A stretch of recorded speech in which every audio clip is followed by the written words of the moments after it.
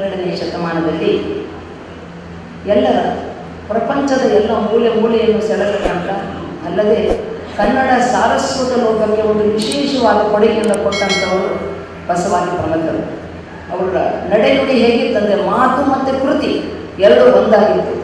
ಮಾಡಿದ ನುಡಿದರು, ನುಡಿದಂತೆ ನಡೆದರು, ನಡೆದು ಮುಕ್ತಾತ್ಮ ಜೀವನವನ್ನು ಪಡೆದರು ಅನ್ನೋದನ್ನು ನಾವು ವಚನಗಳಲ್ಲಿ ನೋಡ್ತೇವೆ. ಇನ್ನು ಇಂದಿನ ಸಮಾಜದಲ್ಲಿ ಮಾತು ಬೇರೆ, ಕೃತಿಯೇ ಬೇರೆ, ಆಡೋದೊಂದು ಮಾಡೋದೊಂದು. ಆದರೆ ಶರಣರು ಆ ನಿಟ್ಟಿನಲ್ಲಿ ನಡೆಯಲಿಲ್ಲ ಅನ್ನೋದನ್ನು ನಾವು ನೋಡ್ಕೊಳ್ತೀವಿ. ಆದರೆ ಈಗ ನಮ್ಮ ಸಣ್ಣ ಸಣ್ಣ ಮಕ್ಕಳಲ್ಲಿ ಭಕ್ತಿ ಭಾವ ಅನ್ನೋದು ಹೊರಟೋಗಿದೆ. ಅವ್ರು ದೊಡ್ಡವರಿಗೆ ಮರ್ಯಾದೆ ಕೊಡಬೇಕನ್ನೋ ಭಾವವು ಕೂಡ ಅವರಲ್ಲಿ ಇಲ್ಲ. ಯಾಕೆ ಅಂತ ಹೇಳಿದ್ರೆ ಈ ಕಲುಷಿತ ವಾತಾವರಣದಲ್ಲಿ ಎಲ್ಲವೂ ಕೂಡ ಏನಾಗಿದೆ ಅಂತ ಹೇಳಿದ್ರೆ ಏನು ಮನಸ್ಸೋ ಇಚ್ಛೆ ಮಾಡತಕ್ಕಂಥ ಒಂದು ಪರಂಪರೆಗೆ ನಡ್ಕೋದು ಬರ್ತಿದೆ. ನಮ್ಮೆಲ್ಲರ ಜೀವನದಲ್ಲಿ ನಾವು ಅದನ್ನು ನೋಡ್ತೀವಿ. ಶರಣರು ಸಾಕಷ್ಟು ವಿಚಾರಗಳನ್ನು ಹಾಕೊಂಡಿದ್ದಾರೆ. ಏನು ದಯವೇ ಧರ್ಮದ ಮೂಲ ಅಂತ ಹೇಳಿದ್ರು, ನೆಲನೊಂದೇ ಒಳಗೆ ಶಿವಾಲಯಕ್ಕೆ ಅಂತ ಹೇಳಿದ್ರು, ಆಮೇಲೆ ಸಜಪತಿಗಳೊಂದಾದ ಭಕ್ತಿ ಹಿತವೊಪ್ಪದು ಶಿವಂಗೆ ಅಂದರು, ಇಳೆ ನಿಮ್ಮ ದಾನ ಬೆಳೆ ನಿಮ್ಮ ದಾನ, ಸುಳಿದು ಬೀಸುವ ಗಾಳಿ ನಿಮ್ಮ ದಾನ. ಹೀಗೆ ಪ್ರತಿಯೊಂದು ಕೂಡ ಪರಮಾತ್ಮನು ಕೊಟ್ಟಿರತಕ್ಕಂಥ ಈ ಪ್ರಕೃತಿಯಲ್ಲಿ ನಾವೆಲ್ಲರೂ ಜೀವಿಸಬೇಕು ಅನ್ನೋದನ್ನು ಬಸವಾದಿ ಪ್ರಮಥರು ಆಡಲಿಲ್ಲ, ಮಾಡಿ ತೋರಿಸಿದರು ಅನ್ನೋದನ್ನು ನಾವು ವಚನಗಳ ಆಧಾರದ ಮೇಲೆ ನಾವು ನೋಡ್ತೀವಿ. ಮಾನವ ಸಂಘಜೀವಿ. ಅವನಿಗೆ ಹೇಳ್ತಾರೆ ಪರಮಾತ್ಮ ಏಕಾಳನಿಂದ ಹಿಡಿದು ಅನೇಕಾಳನವರೆಗೆ ಏನು ಸೃಷ್ಟಿಯನ್ನು ಮಾಡಿದನಲ್ಲ, ಅದರಲ್ಲಿ most sophisticated creature in this universe is man ಅಂತಾರೆ. ಅಂದರೆ ಎಲ್ಲವನ್ನೂ ಒಳಗೊಂಡಿರತಕ್ಕಂಥ ಎಲ್ಲವೂ ಇದೆ. ಇವನಲ್ಲೇನಿದೆ?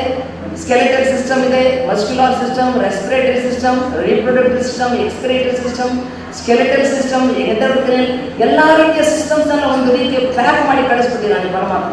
ಏನೊಂದು ಕೊರತೆ ಬಾರದು ಅನ್ನೋ ರೀತಿಯಲ್ಲಿ ಎಲ್ಲವನ್ನೂ ಒಳಗೊಂಡಿರತಕ್ಕಂಥ ಈ ದೇಹವನ್ನು ಪರಮಾತ್ಮ ಈ ಭೂಮಿಗೆ ಲೀಲೆಗಾಸಿ ತಾನು ಲೀಲೆ ಆಡಲಿಕ್ಕೆ ಈ ಸೃಷ್ಟಿ ತನ್ನಲ್ಲಿ ಈ ಸೃಷ್ಟಿಯನ್ನು ನಾವು ಕಣ್ಣಿಗೆ ಕಾಣತಕ್ಕಂಥ ಈ ಸೃಷ್ಟಿಯನ್ನು ನಾವು ಏನು ನೋಡ್ತಾ ಇದ್ದೀವಲ್ಲ ಅದನ್ನು ಸೃಷ್ಟಿ ಮಾಡಿ ತಾನು ಮಾತ್ರ ಅದರಿಂದ ಹೊರಗೆ ನಿಂತು ಎಲ್ಲವನ್ನು ನಾವು ಮಾಡತಕ್ಕಂಥ ಲೀಲೆ ಎಲ್ಲವನ್ನು ಕೂಡ ಆ ಪರಮಾತ್ಮ ನೋಡ್ತಿದ್ದಾನೆ ಎಂದು ಕೂಡ ನಾವು ನೋಡ್ತೀವಿ. ನಾವು ಈ ಶರಣರು ತಮ್ಮ ಜೀವನವನ್ನು ಬಹಳ ಶ್ರೇಷ್ಠ ಜೀವನವನ್ನಾಗಿ ಸಾಗಿಸಿದರು. ಏನನ್ನು ಅರ್ಥೈಸಿಕೊಂಡ್ರು ಅದನ್ನು ತಮ್ಮ ಜೀವನದಲ್ಲಿ ಜಾರಿಗೆ ತಂದರು. ಉದಾಹರಣೆಗೆ ನಾವೆಲ್ಲರೂ ಲಿಂಗವಂತರಾಗಿರೋ ಕಾರಣ ನಾವು ಅನ್ಕೋತೀವಿ ನಾವು ಇವತ್ತು ಏನೋ ಒಂದು ಒಳ್ಳೆ ವಿಚಾರವನ್ನು ತಿಳ್ಕೊಂಡ್ವಿ, ಏನೋ ಒಂದು ವಚನವನ್ನು ಓದಿದ್ದಿರ್ಬೋದು, ಅಥವಾ ಶರಣರ ಸಂಘದಲ್ಲಿ ಒಂದು ಒಳ್ಳೆಯ ವಿಚಾರವನ್ನು ಅರ್ಥೈಸಿಕೊಂಡ ನಂತರ ನಮ್ಮ ಜೀವನದಲ್ಲಿ ಅಳವಡಿಸಿಕೊಳ್ಬೇಕಂತೇಳಿ. ಈಗ ಉದಾಹರಣೆಗೆ ನಾವು ಎಲ್ಲರೂ ಮೊಟ್ಟ ಮೊದಲಿಗೆ ನಮ್ಮ ದಿನಚರಿಯನ್ನು ಲಿಂಗ ಪೂಜೆಯಿಂದಲೇ ಪ್ರಾರಂಭ ಮಾಡಬೇಕು. ಯಾಕೆ ಅಂತ ಹೇಳಿದ್ರೆ ಬ್ರಹ್ಮಾಂಡ ಮತ್ತು ಪಿಂಡಾಂಡದಲ್ಲಿ ಎಲ್ಲ ಹೇಳಿದ್ರು. ಲಿಂಗದಲ್ಲಿ ಗುರು, ಲಿಂಗ, ಜಂಗಮ, ಪಾದೋದಕ, ಪ್ರಸಾದ, ವಿಭೂತಿ, ರುದ್ರಾಕ್ಷಿ ಮಂತ್ರ, ಅಷ್ಟಾವರಣಗಳನ್ನು ನೀವೆಲ್ಲ ಏನು ಮಾಡ್ಕೊಂಡಿದ್ದೀರಿ? ಅಂಗವನ್ನಾಗಿ ಮಾಡ್ಕೊಂಡಿದ್ದೀವಿ. ಅಂಗವನ್ನಾಗಿ ಮಾಡಿದ್ದು mind controls body, breath controls mind ಅಂತ. ಹೀಗಿರೋದನ್ನ ಇದನ್ನು ಯಾವ ರೀತಿ ಮಾಡಬೇಕು? ಓವರ್ ಯೂಸು ಮಾಡಬಾರ್ದು, ಮಿಸ್ಯೂಸು ಮಾಡಬಾರ್ದು, ಆಮೇಲೆ ಅದನ್ನು ಅಂಡರ್ ಯೂಸು ಕೂಡ ಮಾಡಬಾರ್ದು. ಅಂದರೆ ಎಲ್ಲವನ್ನೂ ನನಗೆ ಗೊತ್ತು ಅಂಥೇಳಿ ಅದು ತುಂಬ ಜಾಸ್ತಿನೂ ಮಾಡಬಾರ್ದು. ನನ್ನ ಶರೀರಕ್ಕೆ ಎಷ್ಟು ನಾನು ಗ್ರಹಿಸಲು ಶಕ್ತಿಯೋ ಅಷ್ಟನ್ನು ಮಾತ್ರ ನಾವು ಆಚರಣೆಗಳನ್ನು ಮಾಡ್ಕೊಂಡು ಹೋಗಬೇಕು ಅನ್ನೋದನ್ನು ಕೂಡ ಶರಣರು ನಮಗೆಲ್ಲ ಕೊಡು. ಇನ್ನು ಹೇಳಿದ್ದೇನಪ್ಪ, ಯಾಕಾಗಿ ಲಿಂಗವನ್ನು ಕೊಟ್ಟರು ಅಂತ ಹೇಳಿದ್ರೆ, ನೀನು ಶಿವನ ಸ್ವರೂಪ ಇದೆಯಾ, ಈ ಲಿಂಗ ನಿನ್ನ ಅಂಗಕ್ಕೆ ಆ ಲಿಂಗನ ವಾಗಲಿಗೆ ನೀ ಲಿಂಗ ನಿನ್ನ ಮೈಲಿಂಗ ಎಂದೆಂದು ಕೀಳಿಸಿದ ಗುರುವೆ ಕೃಪೆಯಾಗುತ್ತೆ ಏನು ಹೇಳಿದ್ರಲ್ಲ, ಹಾಗೆ ನೀನೇ ಲಿಂಗ ಸ್ವರೂಪ ಇದೆಯಾ. ನೋಡಿ, ಕುಡಿಯಲಿರೋದಂತೆ ತಕ್ಕ ಹಿಂಗಿರುತ್ತೆ. ಹೆಂಗೆ ಇದು 1 2 3 4 5 6 ಇದು ಜಲಹರಿ. ಇದರಿಗೆ ಒಂದು ಕಂತೆಯನ್ನು ಕೊಟ್ಟು ಇದು ಪಿಂಡಾಂಡ ಅಲ್ಪರೂಪದಲ್ಲಿರತಕ್ಕಂಥ ಪಂಚಮಹಾಭೂತದಿಂದ ಆಗಿರತಕ್ಕಂಥ ಈ ಪ್ರಕೃತಿ, ಆ ಪಂಚಮಹಾಭೂತದಿಂದ ಆಗಿರತಕ್ಕಂಥದ್ದೇ ಈ ಶರೀರ. ಅದಕ್ಕೆ ಬ್ರಹ್ಮಾಂಡವನ್ನ, ಇದಕ್ಕೆ ಕವಚವನ್ನ ಕೊಟ್ಟು ಇದನ್ನು ನೀನು ಪೂಜೆ ಮಾಡು. ಬೆಳಿಗ್ಗೆ ಎದ್ದ ತಕ್ಷಣ ನಾವೆಲ್ಲರೂ ಕೂಡ ಎಲ್ಲರೂ ಯೂನಿಫಾರ್ಮ್ ಅಂತ ಏನು ಹೇಳ್ತಾರೆ, ಒಂದು ಶಾಲೆಗೆ ಸಮವಸ್ತ್ರವನ್ನು ಹಾಕಿಕೊಂಡ್ರೆ ಆ ಶಾಲೆಗೆ ಆ ಮಗುವಿಗೆ ಅಲ್ಲಿ ಒಳಗಡೆ ಹೋಗಲಿಕ್ಕೆ ಪ್ರವೇಶ ಇದೆ. ಹಾಗೆ ಪರಮಾತ್ಮನ ಸೃಷ್ಟಿಯಲ್ಲಿ ನಾನು ಮಾಡ್ಕೊಂಡಿರೋದು ದೇಹದ ವಿಭಜನೆಯಿಂದ ಇದು ಗಂಡು ಇದು ಹೆಣ್ಣಂತ ಪರಮಾತ್ಮನ ದೃಷ್ಟಿಯಲ್ಲಿ ನಾವೆಲ್ಲರೂ ಒಂದೇ ಅನ್ನೋದಕ್ಕೆ ಸಮವಸ್ತ್ರವನ್ನು ಕೊಟ್ಟಿದ್ದ ಈ ಇಷ್ಟಲಿಂಗ. ಆ ಇಷ್ಟಲಿಂಗವನ್ನ ಬೆಳಿಗ್ಗೆ ಎದ್ದು ಲಿಂಗವನ್ನು ಆಯೋಗ ಮಾಡಿಕೊಂಡಿರತಕ್ಕಂಥ ಎಲ್ಲರೂ ಕೂಡ ಪ್ರಪ್ರಥಮವಾಗಿ ಇಡೀ ಪ್ರಪಂಚವನ್ನೇ ಅಂಗೈ ಇಟ್ಕೊಂಡು ನಾವು ಪೂಜೆ ಮಾಡ್ತೀವಿ. ನಮ್ಮಂತೂ ಇದನ್ನು ಬಿಡಿ ಬಿಡಿಯಾಗಿ ಮಾಡಬೇಡಿ, ಅಲ್ಲೆಲ್ಲ ಏನು ಸಿಗೋದಿಲ್ಲ, ಎಲ್ಲ ಹಿಡಿಯಾಗಿ ಮಾಡ್ಬೇಕನ್ನೋ ಭಾವದಲ್ಲಿ ಈ ಲಿಂಗವನ್ನು ನಮಗೆ ಬಸವಣ್ಣನವರು ಕಂಡು ಹಿಡಿದು ಕೊಟ್ಟರು. ಅದನ್ನು ನಾವು ಲಿಂಗವನ್ನು ಸದಾ ಕಾಲ ಎದೆ ಮೇಲೆ ಧರಿಸಿಕೊಂಡು ಪರಮ ಲಿಂಗ ಮುಂದೆ ನನ್ನ ಕ್ರಿಯೆಗಳು ಹಿಂದೆ ಈ ರೀತಿ ನಾವು ಚಲನೆ ಮಾಡಬೇಕು. ಶಿವರೂಪ ಸ್ವರೂಪ ನೀನು ಶಿವನಾಗಿದೆಯಾ, ಶಿವನನ್ನ ಪೂಜಿಸಿ ಶಿವನೇ ನೀನು ಅಂತೇಳಿ ಕೊಟ್ಟಿರತಕ್ಕಂಥದ್ದು ಇಷ್ಟಲಿಂಗ.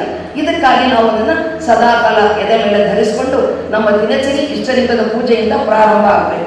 ಆದರೆ ಈ ಶರಣರ ಸಿದ್ಧಾಂತ ನೀವು ಸ್ವಲ್ಪ ಅಧ್ಯಯನ ಮಾಡಿ. ಇಲ್ಲೇನು ನಾವು ಶರಣರ ಸತ್ಸಂಗದಲ್ಲಿ ಏನು ಕೇಳ್ತೀವಲ್ಲ, ಮನೆಗೆ ಹೋಗಿ ಸ್ವಲ್ಪ ಅದನ್ನು ಅಧ್ಯಯನ ಮಾಡಿದ್ರೆ ಇಲ್ಲಿ ನೀವು ಜ್ಞಾನವನ್ನು ಪಡ್ಕೊಳ್ತೀರಿ. ಜ್ಞಾನವನ್ನು ಪಡ್ಕೊಂಡಿದ್ದು ಎಷ್ಟು ಮಟ್ಟಿಗೆ ಇದೆ ಅನ್ನೋದನ್ನ ನಿಮ್ಮ ಸ್ವಾಧ್ಯಾಯ, ಅದಕ್ಕೆ ಪೂರಕ ಆಗಿರತಕ್ಕಂಥ ವಚನಗಳಿರ್ಬೋದು ಅಥವಾ ಇನ್ನೂ ಮಹಾತ್ಮರು ಸಂತರು ಕೊಟ್ಟಿರತಕ್ಕಂಥ ಜ್ಞಾನಯುತವಾಗಿರತಕ್ಕಂಥ ಪುಸ್ತಕಗಳನ್ನು ಓದಿದಾಗ ನನ್ನ ಅಂತರಂಗದಲ್ಲಿ ಇನ್ನೊಂದು ಹೊಸ ವಿಚಾರ ಅಲ್ಲಿ ಉದ್ಭವ ಆಗುತ್ತೆ. ಅದನ್ನ ನನ್ನ ಜೀವನದಲ್ಲಿ ತೂಗಿಸ್ಕೊಂಡು ಹೋಗೋದು ಅಂತ ಹೇಳಿದ್ರೆ ನಡೆನುಡಿ ನಮ್ಮದಲ್ಲಿ ಒಂದಾಗುತ್ತೆ. ಈಗ ಅಷ್ಟಾವರಣಗಳು ಏನಾಯ್ತಲ್ಲಿ, ಅಷ್ಟಾವರಣಗಳನ್ನ ಎಲ್ಲರೂ ಈಗ ನಿನ್ನೆ ಮತ್ತು ಇವತ್ತು ಬೆಳಗಿನವರೆಗೆ ಅಂಗ ಸ್ವರೂಪವಾಗಿ ತಗೊಂಡಿದ್ದಾರೆ. ಅಂಗ ಅಂತೇನು ಜ್ಞಾನ ರೂಪ ಆಗೈತೆ. ಯಾವುದೋ ಗುರು, ಯಾವುದು ಲಿಂಗ, ಯಾವುದು ಜಂಗಮ, ಇಲ್ಲಿ ಪಾದೋದಕ, ಪ್ರಸಾದ, ವಿಭೂತಿ, ರುದ್ರಾಕ್ಷಿ ಮಂತ್ರ ಇವೆಲ್ಲರ ಅರಿವು ನಮ್ಗಾಗೈತೆ. ಅಂಗದ ಅರಿವು ನಮಗಾಗಿದೆ. ನಾನೇನ್ ಮಾಡ್ಬೇಕೀಗ, ಅನುಭವವನ್ನು ಪಡ್ಕೊಳ್ಬೇಕು. ಅನುಭವವನ್ನು ಪಡ್ಕೊಳ್ಳಿಕ್ಕೆ ಶತಸ್ಥಲ ಸಾಧನೆಯನ್ನು ಮಾಡಬೇಕು. 6 ಹಂತಗಳಲ್ಲಿ ನನ್ನ ಚಲನೆ ನಡೀಬೇಕು. ಇವೆರಡನ್ನು ಕೂಡಿಸ್ಲಿಕ್ಕೆ ಮಧ್ಯದಲ್ಲಿ ಒಂದು ಇನ್ನೊಂದಿದೆ, ಯಾವುದು ಆಚಾರ. ಅಂದ್ರೆ ಕ್ರಿಯೆಯೇ ಜ್ಞಾನ, ಜ್ಞಾನವೇ ಕ್ರಿಯೆ. ಜ್ಞಾನವೆಂದರೆ ತಿಳಿಯುವುದು, ಕ್ರಿಯೆ ಎಂದರೆ ತಿಳಿದಂತೆ ಮಾಡುವುದು. ಪರರ ಸತಿಯನ್ನು ಭೋಗಿಸಬಾರದೆಂಬುದೇ ಜ್ಞಾನ, ಅದರಂತೆ ಆಚರಿಸುವುದೇ ಕ್ರಿಯೆ ಇದೆ. ಅಂದ್ರೆ ಕ್ರಿಯೆ ಮತ್ತು ಜ್ಞಾನ ಅರಿವಾಗಿದೆ, ನೀವು ಆಚಾರ ಮಾಡಬೇಕು. ಆಚಾರ ಮಾಡಿದ ಮೇಲೆ ಈ ಅನುಭವವನ್ನು ಪಡ್ಕೊಳ್ಳಿಕ್ಕೆ ಸಾಧ್ಯ ಆಗುತ್ತೆ. ಅದಕ್ಕೆ ಹೇಳ್ತಾರೆ ಅರಿವು ಆಚಾರ ಕೊಡತಕ್ಕಂಥದ್ದು 3 ಸಿದ್ಧಾಂತ ರೀ. ನೀವು ಎಷ್ಟೇ ವಚನಗಳನ್ನು ಸುದೀರ್ಘವಾಗಿ ನೀವು ಓದಿದ್ರು ಕೊಡೋದು 3 ಸೂತ್ರ. ಗುರು, ಲಿಂಗ, ಜಂಗಮ ಅಂತಾರೆ. ಅರಿವು, ಆಚಾರ, ಅನುಭವ, ಆಮೇಲೆ ತನು, ಮನ, ಧನ, ಇಷ್ಟ, ಪ್ರಾಣಭಾವ. ಇದನ್ನೇ ಬೇರೆ ಬೇರೆ ರೀತಿಯಲ್ಲಿ ಜಾಗರ, ಸ್ವಪ್ನ, ಸುಷುಪ್ತಿ ಇರ್ಬೋದು, ವಿಶ್ವ, ತೇಜಸ, ಪ್ರಾಜ್ಞಾ ಇರ್ಬೋದು. ಈ ರೀತಿ 3 ಸಿದ್ಧಾಂತದಲ್ಲಿ 3 ಪದಗಳ ಒಂದು ಸಿದ್ಧಾಂತದಲ್ಲಿ ಈ ಎಲ್ಲ ಸಕಲ ತತ್ವವನ್ನು 36 ತತ್ವ, 101, 108, 216 ತತ್ವವನ್ನು ಎಲ್ಲವನ್ನು ಸಮಾವೇಶಗೊಳಿಸಿ ನಮ್ಮ ಜೀವನದಲ್ಲಿ ಸಾರ್ಥಕತೆಯನ್ನು ಪಡಿಸ್ಕೊಳ್ಳಿಕ್ಕೆ ಗುರು ಅಂದ್ರೆ ಶರಣರ ವಚನಗಳಲ್ಲಿ ನಾವು ನೋಡಲಿಕ್ಕೆ ಸಾಧ್ಯ ಆಗುತ್ತೆ. ಇನ್ನ ಪ್ರಕೃತಿ, ಇದು ನಾನು ಅದನ್ನು ಹಿನ್ನೆಲೆಯಾಗಿ ಹೇಳಿದ್ದೇನೆ. 3 ಸಿದ್ಧಾಂತ ಸ್ಥೂಲ, ಸೂಕ್ಷ್ಮ, ಕಾರಣ, ಅರಿವಾಗಿದೆ. ಮುಂದಿನ ಪಾಠದಲ್ಲಿ ನೀವು ಶತಸ್ಥಲವನ್ನು ಏರ್ತೀರಿ. ಈಗ ಪ್ರಾಣ ಸ್ವರೂಪವಾಗಿ ಇದು ನನ್ನಲ್ಲಿ ಪ್ರಾಣ ಚೈತನ್ಯ ಪರಮಾತ್ಮನ ಅಂಶ ನನ್ನ ಶರೀರದಲ್ಲಿ ಅರಿಲಿಲ್ಲ ಅಂದರೆ, ಹರಿತಿರ್ಲಿಲ್ಲ ಅಂತ ನನ್ಗೆ ಏನಾಗುತ್ತೆ, ಜಡ ಏನಾಗುತ್ತೆ, ಸತ್ ಹೋದರು ಅಂತ ಹೇಳ್ತೀವಿ. ಸತ್ ಅಂತ ಹೇಳಿದ್ರೆ ತ್ರಿಕಾಲಾಭಾಸಕವಾಗಿರತಕ್ಕಂಥ ಸತ್ಯ, ಅಂದು ಇಂದು ಎಂದೆಂದೂ ಇರತಕ್ಕಂಥ ಸತ್ಯ ಇಲ್ಲವಾಯ್ತು. ಅದಕ್ಕೆ ಏನ್ ಮಾಡ್ತೀವಿ, ಜಡ ಆಯ್ತು, ತಗೊಂಡೋಗಿ ದಫನ್ ಮಾಡ್ತೀವಿ. ಆ ಸತ್ ಏನೈತಲ್ಲ, ಆ ಸತ್ತು ಪರಮಾತ್ಮನ ಅಂಶಿಕ ಸ್ವರೂಪವೇ ಇದೆ. ಅದು ಪರಮಾತ್ಮನ ಒಂದು ಕಾಸ್ಮಿಕ್ ರೇಸ್ ಎನರ್ಜಿ ಏನೈತಲ್ಲ, ಅದು ನನ್ನ ಶರೀರದಲ್ಲಿ ಹರಿಯೋದ್ರಿಂದ ನಾನೇನ್ ಮಾಡ್ತೀನಿ, ನಡೀತೀನಿ. ಮಾತಾಡ್ತಿದ್ದಾರೆ, ನೀವೆಲ್ಲ ಕೇಳಿಸ್ಕೊತಿದ್ದೀರಿ. ಕೆಲವರ ಮನಸ್ಸಿನಲ್ಲಿ ಪ್ರಶ್ನೆಗಳು ಉದ್ಭವ ಆಗ್ತಾ ಇದೆ, ಕೆಲವರಿಗೆ ಅರ್ಥ ಆಗ್ತಾ ಇದೆ. ನಾನೇನು ಓದಿದ್ದೆ ಅದು ಇವರು ಹೇಳ್ತಾ ಇದ್ದಾರೆ ಅಂತ, ಕೆಲವರಿಗೆ ನಾನೇನೋ ಓದಿದ್ದೆ ಇದೇನೋ ಅರ್ಥ ಆಗ್ತಾ ಇದೆಯಲ್ಲ ಅನ್ನೋ ಭಾವ. ಪ್ರತಿಯೊಂದು ಕೂಡ ಒಂದು ವಿಚಾರವನ್ನು ತಿಳ್ಕೊಂಡಾಗ ಇವೆಲ್ಲವೂ ಕೂಡ ನಮ್ಮ ಅಂತರಂಗದಲ್ಲಿ ಹೇಳತಕ್ಕ ಪ್ರಶ್ನೆಗಳು ಒಂದೊಂದಾಗಿ ತಾನೇ ಮೂಡ್ತಾ ಇರುತ್ತೆ. ಈ 3 ಸಿದ್ಧಾಂತವನ್ನ ಅದಕ್ಕಾಗಿ ಏನ್ ಮಾಡಿದ್ರು, ಇದು ನನ್ನ ಅಂತರಂಗ, ಹೊರಗಿನ ಪ್ರಪಂಚ, ಪಂಚಮಹಾಭೂತಗಳಿಂದ ಆಗಿರತಕ್ಕಂಥ ಈ ಸೃಷ್ಟಿ, ಅದೇ ಪಂಚಮಹಾಭೂತದಿಂದ ಆಗಿರತಕ್ಕಂಥ ಈ ಶರೀರ ಎರಡೂ ಕೂಡ ಸಮನಾಗಿ ನಡೆಯಬೇಕಂತ ಹೇಳ್ಬಿಟ್ಟು ಪರಮಾತ್ಮ ಈ ಚಲನಾತ್ಮಕ ಶಕ್ತಿಯಾಗಿ ಎರಡನ್ನು ಜೋಡಿಸಲಿಕ್ಕೆ ಪ್ರಾಣದ ಹರಿವನ್ನು ಅಲ್ಲಿ ಬಿಟ್ಟಿದ್ದು. ಅದಕ್ಕೆ ಹೇಳೋದು ಆಚಾರ ಅಂತ ಹೇಳುದು. ಹೆಂಗೆ ಅಂತ ಹೇಳಿದ್ರೆ, ಅದರಲ್ಲಿ ನೋಡಿ, ನಾವೆಲ್ಲರೂ ಬಂದಿದ್ದೀವಿ, ನಮಗೆ ಬುದ್ಧಿ ಇದೆ, ನಮಗೆ ಹೊಟ್ಟೆ ಹಸಿವಾಯ್ತಾ ಎಲ್ಲಾದ್ರೂ ಹೋಗಿ ಪ್ರಸಾದ ಮಾಡ್ತೀವಿ. ಅದ್ರಲ್ಲಿ ಮನೇಲಿ ಮಾಡಿದ್ದೆ ಅಂತ ಹೇಳಿದ್ರೆ ಮನೆಯಲ್ಲಿ ಪ್ರಸಾದ ಮಾಡ್ತೀವಿ. ನೀರಡಿಕೆ ಆಯ್ತಾ, ನೀರು ಕುಡಿತೀವಿ. ಮನಸ್ಸಿಗೆ ತುಂಬಾ ದುಃಖ ಆಯ್ತಾ, ತುಂಬಾ ಆತ್ಮೀಯರು ಅಂತ ಅದ್ರ ಜೊತೆ ನಾವು ಹಂಚ್ಕೋತೀವಿ. ತುಂಬಾ ನಮ್ಗೆ ಯಾರಾದ್ರೂ ಅನುಕಂಪವನ್ನ ತೋರಿಸ್ಬೇಕಾ, ಅವರ ಕಷ್ಟವನ್ನು ಪರಿಹಾರ ಮಾಡ್ಬೇಕಾ, ಅವಾಗೂ ಕೂಡ ನಮ್ಮ ಮನಸ್ಸಿನ ಭಾವನೆಗಳು ನೋಡು. ಜೀವನ ಅಂದ್ರೆ ಹೀಗೆ ಹೊಂದ್ಕೊಂಡು ಹೋಗ್ಬೇಕು. ಪಾದೋದಕದ ಕೆಲಸ ಅದೇನೆ. ಪಾದೋದಕ ಜಲತತ್ವ ಏನ್ ಮಾಡತ್ರಿ, ಮೇಲಿಂದ ಕೆಳಗಡೆ ಹರ್ಕೋದ್ ಹೋಗುತ್ತೆ. ಹರಿದು ಹೋಗ್ತಿರ್ಬೇಕಾದ್ರೆ ಒಂದು ತಗ್ಗು ಸಿಗುತ್ತೆ. ತಗ್ಗು ತುಂಬತನ ಅಲ್ಲೇ ಇರುತ್ತೆ, ನಂತರದಲ್ಲಿ ಹರ್ಕೋತಾನೆ ಹೋಗುತ್ತೆ. ಹಾಗೆ ನಿನ್ನ ಜೀವನದಲ್ಲಿ ಬರತಕ್ಕಂಥ ಕಷ್ಟ ಸುಖಗಳೆಲ್ಲವನ್ನೂ ಕೂಡ ಹೊಂದ್ಕೊಂಡು ಹೋಗುವುದೇ ಪಾದೋದಕದ ಮೂಲ ತತ್ವ. ಆಯ್ತಾ? ಹಾಗೆ ಹಿಂಗೆ ಹೇಳ್ತಾ ಇದ್ರೆ, ನೀನು ದೃಷ್ಟ ಅಂದ್ರೆ ನಿನ್ನ ಜೊತೆಗೆ ಯಾರಿರ್ತಾರೆ ಅವರಿಗೆ ವಂಚನೆಯನ್ನು ಮಾಡಬೇಡ, ವಿಶ್ವಾಸಘಾತವನ್ನು ಮಾಡಬೇಡ, ಸತ್ಯವಾಗಿ ನಡೆ, ಸತ್ಯದ ಹಾದಿಯಲ್ಲಿ ನಡೆ, ಅದರಿಂದ ಪರಮಾತ್ಮನನ್ನು ಕಾಣಲಿಕ್ಕೆ ಸಾಧ್ಯ ಆಗುತ್ತೆ ಅಂತ ಹೇಳ್ಬಿಟ್ಟು ಹೇಳಿದ್ರು. ಪ್ರಕೃತಿಯಲ್ಲಿ ಪಂಚಮಹಾಭೂತದಿಂದ ಆಗಿರತಕ್ಕಂಥದ್ದು ಈ ಪ್ರಕೃತಿ, ಅದಲ್ಲೇ ಆಗಿರ್ತಕ್ಕಂಥದ್ದು ಈ ಶರೀರ. ಹೀಗೆ ನಾನು ಮಾಡಬೇಕಾಗಿರೋದೇನು, ಈ ನಮ್ಮ ಧರ್ಮ ಏನೈತಲ್ಲ, ಬಸವಣ್ಣನವರು ಕೊಟ್ಟಿರತಕ್ಕಂಥ ಧರ್ಮ ಆಚರಣಾಧರ್ಮ. ಆಚರಣಾಧರ್ಮ ಅಂದರೆ ಏನನ್ನ ನಾವು ಓದಿ ಅರ್ಥೈಸ್ಕೊಡ್ತೀವಿ, ನಮ್ಮ ಜೀವನದಲ್ಲಿ ಜಾರಿಗೆ ತರತಕ್ಕಂಥದ್ದು. ಅಂದರೆ ಏನೋ ಒಂದು ಒಳ್ಳೆಯ ವಿಚಾರ ನನಗೆ ಗೊತ್ತಾಗುತ್ತೆ, ನನ್ನ ಜೀವನದಲ್ಲಿ ಅದನ್ನು ನಾನು ರೂಪಿಸ್ಕೊಳ್ಬೇಕು. ಇದಕ್ಕೆ ಆಚರಣ ಧರ್ಮ ಅಂತಾರೆ, ಬಸವ ಧರ್ಮ ಅಂತ ಹೇಳ್ತಾರೆ, ಆಮೇಲೆ ಮಾನವ ಧರ್ಮ ಅಂತಾರೆ, ಮನೋಧರ್ಮ ಅಂತಾರೆ, ಶರಣ ಧರ್ಮ ಅಂತಾರೆ, ಜೀವನ ಧರ್ಮ, ಎಲ್ಲಕ್ಕೂ ಮುಖ್ಯವಾಗಿ ಗೃಹಸ್ಥ ಧರ್ಮ. ಬೇರೆಯವ್ರದಲ್ಲ, ಇದು ನಮ್ಮದು ಆಸ್ತಿ, ಬಸವನವ್ರು ಕೊಟ್ಟಿರೋದು ನಮ್ಮೆಲ್ಲರ ಆಸ್ತಿ.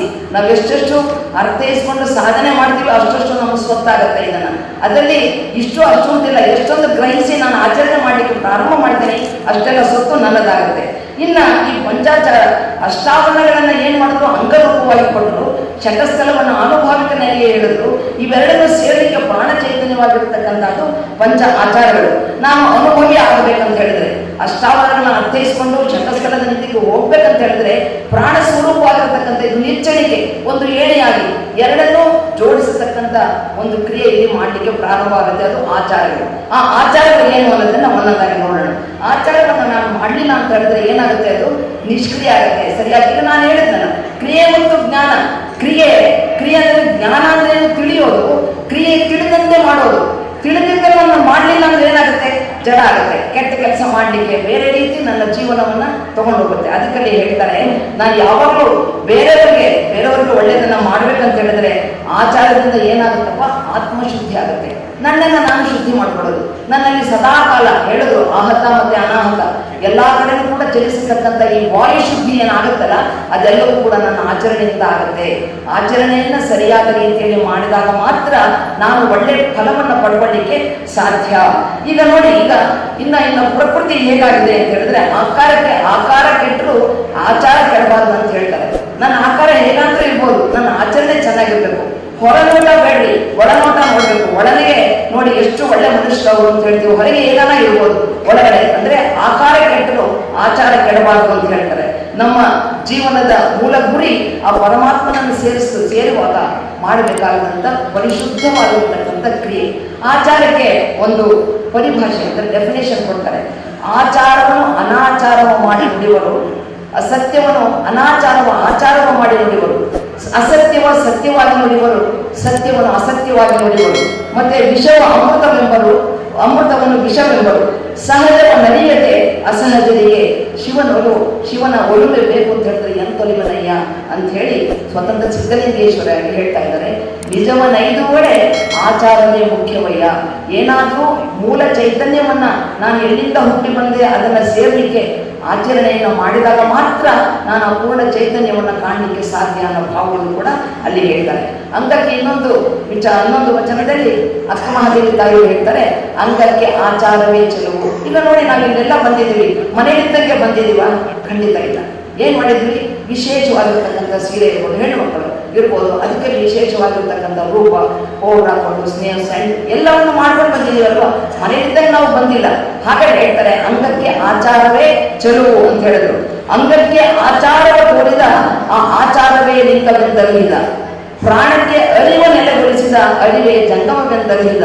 ಯಾರು ಎನ್ನ ಚನ್ನಮಲ್ಲಿಕಾರ್ಜುನಯ್ಯ, ಎನ್ನ ಎತ್ತ ತಂದೆ ಸಂಗನ ಬಸವಣ್ಣನು, ಎನ್ನ ಈ ಕ್ರಮವನ್ನು ಅರಿಹಿದನಯ್ಯ ಪ್ರಭುವೆ. ಆಚಾರ ಅಂದ್ರೇನು, ಪ್ರಾಣಲಿಂಗ ಅಂದ್ರೇನು, ಜಂಗಮ ಅಂದ್ರೇನು ಕೂಡ ಸ್ಪಷ್ಟವಾಗಿ ಇವೆಲ್ಲವೂ ಕೂಡ ವಚನಗಳು ಸೂತ್ರ ರೂಪದಲ್ಲಿದೆ. ಸೂತ್ರ ಅಂತ ಹೇಳಿದ್ರೆ ನೋಡಿ, ನಾವು ಆಲ್ಜಿಬ್ರಾ ಲೆಕ್ಕ ಮಾಡಿದ್ರೆ a+b² ಅಂತ ಹೇಳ್ತೀವಿ. a² + 2ab + b². ಅದಕ್ಕೆಲ್ಲ ವ್ಯಾಲ್ಯೂ ಹಾಕೊಂಡು ಹೋದ್ರೆ ನಮ್ಮಲ್ಲಿ ಪೂರ್ಣ ರೀತಿಯಲ್ಲಿ ಅದರ ಶೇಷ ರಿಮೈಂಡರ್ ರಿಸಲ್ಟ್ ಸಿಗುತ್ತೆ. ಆಮೇಲೆ e⁻m² ಅಂತ ಇವೆಲ್ಲವೂ ಕೂಡ ಸೂತ್ರ ರೂಪದಲ್ಲಿ ಕೊಡ್ತಾರಲ್ಲ, ಅದಕ್ಕೆ ನಾನು ಮೌಲ್ಯವನ್ನು ಹಾಕಿಕೊಂಡು ಹೋದಾಗ ಅದರ ಒಂದು ರೂಪ ನನಗೆ ಸಿಗಲಿಕ್ಕೆ ಸಾಧ್ಯ ಆಗುತ್ತೆ. ಹಾಗೆ ಏನನ್ನ ಅರ್ಥೈಸ್ಕೊಳ್ತೀನಿ, ನನ್ನ ಜೀವನದಲ್ಲಿ ಪ್ರಾಣ ಸ್ವರೂಪವಾಗಿ ನಾನು ಮಾಡಿಕೊಡ್ಬೇಕು, ಆಗ ಮಾತ್ರ ನಾನು ಅನುಭವವನ್ನು ಪಡ್ಕೊಳ್ಳಿಕ್ಕೆ ಸಾಧ್ಯ ಆಗುತ್ತೆ. ಅಲ್ಲಿ ಇನ್ನೊಂದು ಏನ್ ಹೇಳ್ತಾರೆ ಅಂತ ಹೇಳಿದ್ರೆ, ಅಂಗಕ್ಕೆ ಆಚಾರವೇ ಆಶ್ರಯ, ಆಚಾರಕ್ಕೆ ಜ್ಞಾನವೇ ಆಶ್ರಯ, ಜ್ಞಾನಕ್ಕೆ ಲಿಂಗ ದೇವನೊಬ್ಬ ನಾಮ ಹಲವು. ನಾವೆಲ್ಲರೂ ಪರಮಾತ್ಮನಿಂದ ಸೃಷ್ಟಿಯಾಗಲ್ಪಟ್ಟಿರುತ್ತವರು. ನಾವೆಲ್ಲರೂ ಕೂಡ ನಮ್ಮ ತಂದೆ ತಾಯಿ ಬೇರೆ ಬೇರೆ ಇರಬಹುದು, ಆದರೆ ನಮ್ಮನ್ನ ಗುರುತಿಸಲಿಕ್ಕೆ ನನಗೆ ಭಾರತಿ ಅಂದ್ರು, ಅವರಿಗೆ ಚೈತ್ರ ಅಂದ್ರು, ಅವರಿಗೆ ನಿರ್ಮಲ ಅಂದ್ರು, ಇನ್ನೊಬ್ರಿಗೆ ಇನ್ನೊಂದು ಹೆಸರು ಹೇಳ್ಬೋದು ಗುರುತಿಸಲಿಕ್ಕೆ. ಆದರೆ ನಾವೆಲ್ಲರೂ ಒಂದೇ. ಈ ರೂಪು ನೋಡಿ, ಇಷ್ಟು ಈ ಕೆಲಸ ನಮ್ಮನ್ನೆಲ್ಲರೂ ಕೂಡ ಒಂದಾಗಿ ಮಾಡಿರ್ತಕ್ಕಂಥದ್ದು ಮೇಲ್ಗಡೆ ಇರತಕ್ಕಂಥ ರೂಪು, ಅದು ಪರಮಾತ್ಮನ ಅಸ್ತಿತ್ವ. ಇಬ್ಬರು ಮೂವರು ದೇವರನ್ನು ಒಬ್ಬೊಬ್ಬಿ ಮಾತನಾಡಬೇಡ, ದೇವನೊಬ್ಬನೇ ಪರಮಾತ್ಮ ಒಬ್ಬನೇ ಅನ್ನೋದನ್ನ ಏಕಲಿಂಗ ನಿಷ್ಠಾಪರತೆ ಅದನ್ನ ಗಟ್ಟಿಗೊಳಿಸ್ತು. ಇದು ಲಿಂಗವಲ್ಲದೆ ಅನ್ಯವನ್ನರಿಯುವುದೇ ಲಿಂಗಾಚಾರ. ಅಂದ್ರೆ ಇದನ್ನ ಒಂದು ಆಫೀಸ್ ಇದೆ ಅಂತ ಇಟ್ಕೊಳ್ಳಿ, ಒಂದು ಆಫೀಸ್ ಇದೆ, ಆಫೀಸಲ್ಲಿ ಎಲ್ಲರೂ ಇರ್ತಾರೆ, ಕ್ಲರ್ಕ್ ಇರ್ತಾರೆ, ಸೂಪರ್ಡೆಂಟ್ ಇರ್ತಾರೆ, ಆಮೇಲೆ ಆಫೀಸರ್ ಇರ್ತಾರೆ. ಆಫೀಸರ್ನ ಈ ಕಾರ್ಕೋನ ಒಳ್ಳೆ ಸ್ಥಳದಲ್ಲಿ ಅವ್ರ ವ್ಯವಹಾರ ಚೆನ್ನಾಗಿತ್ತು ಅಂತ ಹೇಳಿದ್ರೆ ರಜೆ ಕೊಡೋದಿರ್ಬೋದು, ಜಲ್ದಿ ಹೋಗ್ಲಿಕ್ಕೆ ಪರ್ಮಿಷನ್ ಕೊಡೋದಿರ್ಬೋದು, ಏನೆಲ್ಲ ಮಾಡ್ತಾರೆ, ಸಹಾಯ ಮಾಡ್ತಾರಲ್ವಾ. ಹಾಗೆ ಲಿಂಗವನ್ನರಿಯದೆ ಏನನ್ನರಿದಳೆಯೂ ಫಲವಿಲ್ಲ, ಲಿಂಗವನ್ನರಿದ ಬಳಿಕ ಮತ್ತೇನರಿದಳೆಯೂ ಫಲವಿಲ್ಲ. ಲಿಂಗವೊಂದನ್ನ ಯಾವ ರೀತಿ ಆಫೀಸರ್ನ ಒಳ್ಳೆತನದಿಂದ ನಾನು ಒಳ್ಳೆದನ್ನ ಮಾಡ್ಕೊಂಡೆ ಅಂತ ಹೇಳಿದ್ರೆ ನನಗೆಲ್ಲ ಮಾಫಿ, ಹೌದಾ? ಹಾಗೆ ಲಿಂಗವನ್ನ ತಿಳ್ಕೊಂಡ್ಬಿಟ್ರೆ ಏನು ತಿಳ್ಕೊಬೇಕಾಗಿಲ್ಲ. ನಾವು ಲಿಂಗವನ್ನ ಪ್ರಭುವಾಗಿ ಎಲ್ಲವನ್ನು ತಿಳ್ಕೊಂಡ ನಂತರ ಮತ್ತೆ ತಿಳ್ಬೇಕಾದ ಅವಶ್ಯಕತೆ ಇಲ್ಲ ಅಂತ ಹೇಳ್ತಾರೆ. ಇದಿಷ್ಟು ಲಿಂಗವನ್ನಲ್ಲದೆ ಅಂತ್ಯವನ್ನದೇ ಇರುವುದೇ ಲಿಂಗಾಚಾರ ಅನ್ನೋದಕ್ಕೆ ನನ್ನ ಡೆಫಿನೇಷನ್ನು, ನನಗೆ ಅರ್ಥ ಆಗಿರ್ತಕ್ಕಂಥದ್ದು. ಇದರಲ್ಲಿ ಪ್ರಶ್ನೆ ಇದ್ರೆ ಆಮೇಲೆ ಮಾತಾಡೋಣ. ಏನಾದರೂ ಪ್ರಶ್ನೆ ಇದೆ ಇದ್ರೆ ಯಾರಿಗಾದ್ರೂ ಮುಂದಕ್ಕೆ ಹೋಗ್ಲಾ? ಎರಡನೇದು ಲಿಂಗಾಚಾರ, ಸದಾಚಾರ. ಲಿಂಗಾಚಾರದ ವಿಕಾಸವೇ ಸದಾಚಾರ, ಅದರದ ಪ್ರೋಗ್ರೆಸಿವ್, ಅದಕ್ಕೆ ಮುಂದುವರಿದ ಪಾಠವೇ ಸದಾಚಾರ. ಸತ್ ಆಚಾರ. ಸತ್ ಅಂದ್ರೆ ಹೇಳಿದ್ರೆ ತ್ರಿಕಾಲವಾದವಾಗಿರ್ತಕ್ಕಂಥದ್ದು. ಯಾವಾಗಲೂ ನಾನು ಸತ್ಯವನ್ನೇ ಮಾತಾಡಬೇಕು, ಸತ್ಯವನ್ನಲ್ಲದೆ ಬೇರೆ ಏನೋ ಮಾತಾಡಬಾರ್ದು. ಅದಕ್ಕೊಂದು ಡೆಫಿನೇಷನ್ ಕೊಡ್ತಾರೆ. ಸಜ್ಜನ ಕಾಯಕದಲ್ಲಿ ತಂದು ಗುರುಲಿಂಗ ಜಂಗಮಕ್ಕೆ ನೀಡಿ ಸತ್ಯ ಶುದ್ಧನಾಗಿರುವುದೇ ಸದಾಚಾರ. ಸಜ್ಜನ ಕಾಯಕ ಏನಪ್ಪ? ದೇಹ ಶ್ರಮದಿಂದ ನಾನು ದುಡಿಬೇಕ್ರಿ. ನನ್ನ ಜೀವನವನ್ನು, ನನ್ನ ಹೊಟ್ಟೆಯನ್ನು ಪಾಲಿಸ್ಲಿಕ್ಕೆ ನಾನೇನ್ ಮಾಡಿ ದುಡಿಬೇಕಲ್ವಾ? ಏನಾದ್ರೂ ಕೆಲಸ ಇರ್ಬೋದು, ಏನು ಕೆಲಸ ನನ್ನ ಅರ್ಹತೆಗೆ ಏನು ಸಿಗುತ್ತೆ ಆ ಕೆಲಸವನ್ನು ನಾನು ಮಾಡಿ ನನ್ನ ದೇಹ ಬೆವರನ್ನು ಸುರಿಸಿ ನಾನು ಅದನ್ನು ದುಡಿಬೇಕು. ದುಡಿದ ನಂತರ ಅದೇನಾದ್ರೂ ಗಳಿಕೆ ಆಯಿತು, ಗುರುಲಿಂಗ ಜಂಗಮಕ್ಕೆ ನೀಡಿ.